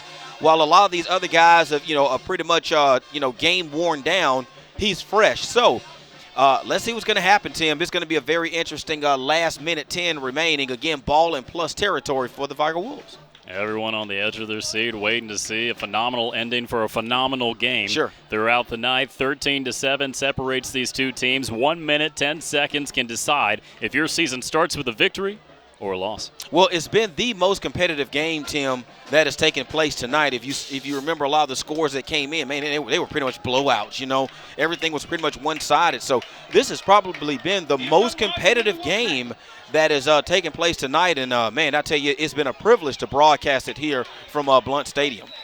Well, that's why it's the game of the week. Sure. We know how to pick them. Oh, of course. Absolutely. Rogers and Lacey in the backfield. Size and speed and a deadly combination out of the shotgun formation. Lacey shifts over to the left side. 3 receivers on that side. Rogers takes it. He looks that way, but he's going to get wrapped up. No, he breaks away from a tackle. Stiff arms another. Gets out to the right side, up the field. A first down. Wow. Brandon Rogers. Are you serious? Are you serious? Doing a little magic in the background as we take a look right here. Are you serious? Breaks away. Thought they had him. 2 defenders, breaks away from tackling right there, stiff arms another defender, and uses his speed to get up the sideline. A fresh set of downs. The drive continues with 1 minute remaining in our game. But the most important thing, he stepped out of bounds and saved time. They continue this back with Rogers and Lacey in the backfield out of the shotgun. Whoa, a low snap, and Rogers has to just pick it up. He's got defenders all over the place. He's just got to find the sidelines, and he does. He's going to take about a 3-yard loss, but it could have been a lot worse. Yeah, but he didn't have to take a loss at all, Tim. As we look at the replay here, right here, pick the ball up, get outside the tackles, and just throw it out of bounds, okay? Save the yards. I understand that he wants to try to make something happen for his football team, and that's great, but now he goes out of bounds at midfield. So he's lost about 7 or 8 yards on that play when you didn't have to lose yards at all. So, again, this is great stuff to have on tape so that when they get back with these guys in practice, they can talk to them about game situation and tell them in situations like that, throw the football out of bounds. Second and about 16 for this offense. Brandon Rogers at quarterback. Drops back, pressure immediately in his face, evades 1 tackle, 2 tackles. Donadio Madison not letting them go and comes up with the sack in the backfield. And we've seen it all night long. Again, the struggles of the offensive line as we watch here. Pressure first coming in from the right side from, I think that's D'Angelo Anderson. And then next thing you know, Donadio Madison comes in from the left side, and he finishes off the sack as we get a timeout taken by the Vigor Wolves. 43 seconds remaining in our game. Blount defending a 13-7 lead. An upcoming 3rd and extremely long for the Vigor Wolves. Brandon Rogers has been the heart and soul of this drive. Quarterback runs on every play. Yeah. Derek Scott's got to draw up something here if he wants to even get back into this game with 43 seconds remaining. Yeah, Tim, I agree. When you're just running Brandon Rogers over and over and over, now the offense has become vanilla and it's become predictable. So now all they have to do is stack the box with about 8 guys and just everybody just key in on Brandon Rogers. So far, it's worked for the past couple of plays because both plays have gone for negative yardage. So now it is up to the coaching staff, like you said, to draw something different. It's 3rd and about 20. If you're going to go forward on 4th down, realistically, strategy-wise, you need to pick up at least half of the yards to go. Don't try to pick up the whole 20. At least try to pick up half and give yourself an opportunity on 4th down to make it manageable. So we'll see what happens here as both teams make their way back to the line of scrimmage. Here come Rogers in the Wolfpack. 3rd and about 22 for the Vigor Wolves. Brandon Rogers in the backfield at quarterback. Josh Lacey right next to him. 2 receiving targets on each side. It's been the Brandon Rogers Show here in the 4th quarter. 43 seconds remaining in our game. 6 points separate these two teams. Not sure what the holdup here, Tim, is. Maybe they're trying to get the clock situation right. Oh, they added some seconds. Yeah, they added about 5, right? 48 seconds now. Third down at the 45. Rogers takes the snap, rolls to his left, trying to find blocks, and gets tripped up in the backfield. And that's going to be a 4th and long as the clock stops at 40 seconds. Yeah, and that was a great job there by the defense. Again, predictable on offense is Vigor as Brandon Rogers rolls out to the left. Absolutely nothing there. Great job of just converging on the football with Santinio Mason to finally finish off the play as we get another timeout taken by the Vigor Wolves. And I believe that is their final timeout, Tim. We're going to be right back with the end of the game action. You're watching the Mobile County Public Schools High School Football Game of the Week. Blount, Vigor, 13-7. We'll be right back with the end after this.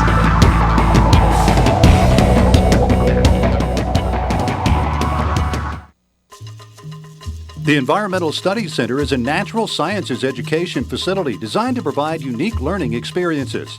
In addition, wildlife rehabilitation plays a vital role each day at the center. Featuring more than 500 acres of rich woodlands, the center affords teachers, students, and the general public an opportunity to experience firsthand the natural environment. Environmental Studies Center. It starts with us in the Mobile County Public Schools. Attention educators, the Mobile County Public Schools would like to invite you to the 2016 Academy Conference. Learn from experts ways to integrate the Signature Academy model into your school. Join us February 23rd and 24th at the Renaissance Riverview Plaza Hotel as Academy experts, post-secondary institutions, and businesses discuss how to incorporate this model into your school district. Register early as seating is limited. The 2016 Academy Conference, preparing students to be college and career ready. Welcome back to the Mobile County Public Schools High School Football Game of the Week. On 4th and long, Brandon Rogers of the Vigor Wolves tried to make something happen there, tossing a long one down to the 30-yard line, but it was deflected in the secondary by the Blount defense. Yeah, that was a tough play right there on 4th down, 4th and forever for the Vigor Wolves, and they just tried to throw it up, make something happen, anything happen. Terrence Massey, one of the heroes of tonight's ball game for the Blount Leopards, was able to knock the ball away, and that's going to secure a victory tonight and bragging rights here in the city of Pritchard for the Blount Leopards. All they have to do now is just get into victory formation, Tim, and just kneel on the football. Vigor, no more timeouts, so they can run this clock out, Tim, as we have scores coming in. Benjamin Russell, a final score 33 over BC Rain 14 in tonight's matchup.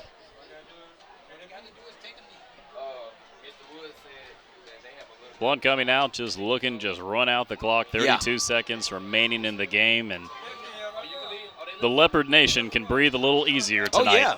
But a hard-fought 13-7 victory in Lev Holly's debut. Yeah, bragging rights have been secured here for the Blount Leopards tonight. So the Blount Leopards and the Blount Leopard fan base is going to enjoy this victory.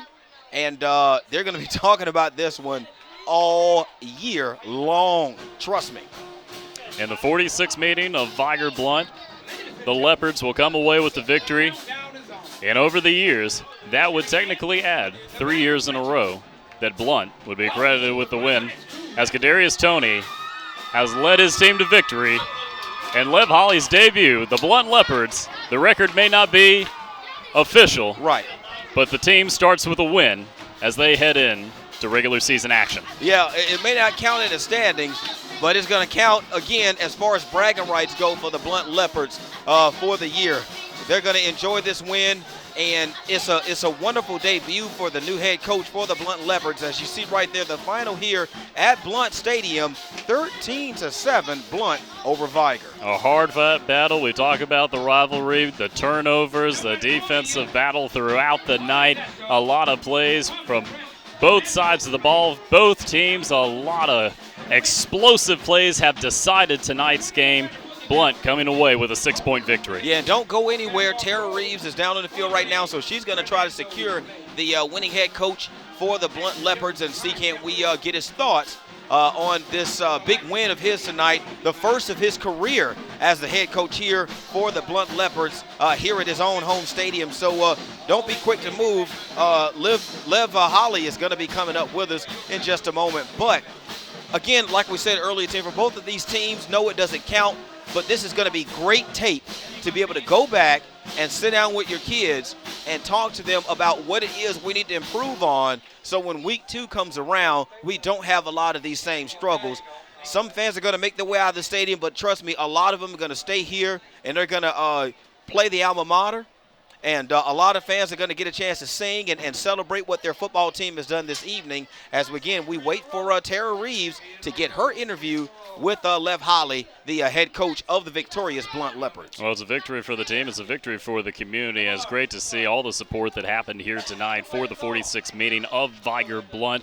Great fans, great players, great game. Yeah, it's been great. And great game to broadcast. Again, probably the most competitive game that we saw tonight. Again, there's the graphic. Blount takes the game tonight by a score of 13-7 over the Vigor Wolves. And I'm looking forward, Tim, to getting out of here because it's been like Bug Central ever since the lights went out. And we can't forget to mention that this game almost didn't get a chance to get finished because a breaker was blown and or thrown rather, and the lights in the entire stadium went out for several minutes. So we did lose a lot of fans, but we didn't lose the game. So luckily we were able to finish broadcasting the game. We're going to step aside for a quick break, but when we return, Tara Reeves will have an interview with Lev Holly as we talk about his first victory as Blount wins 13-7 in the Mobile County Public Schools High School Football Game of the Week.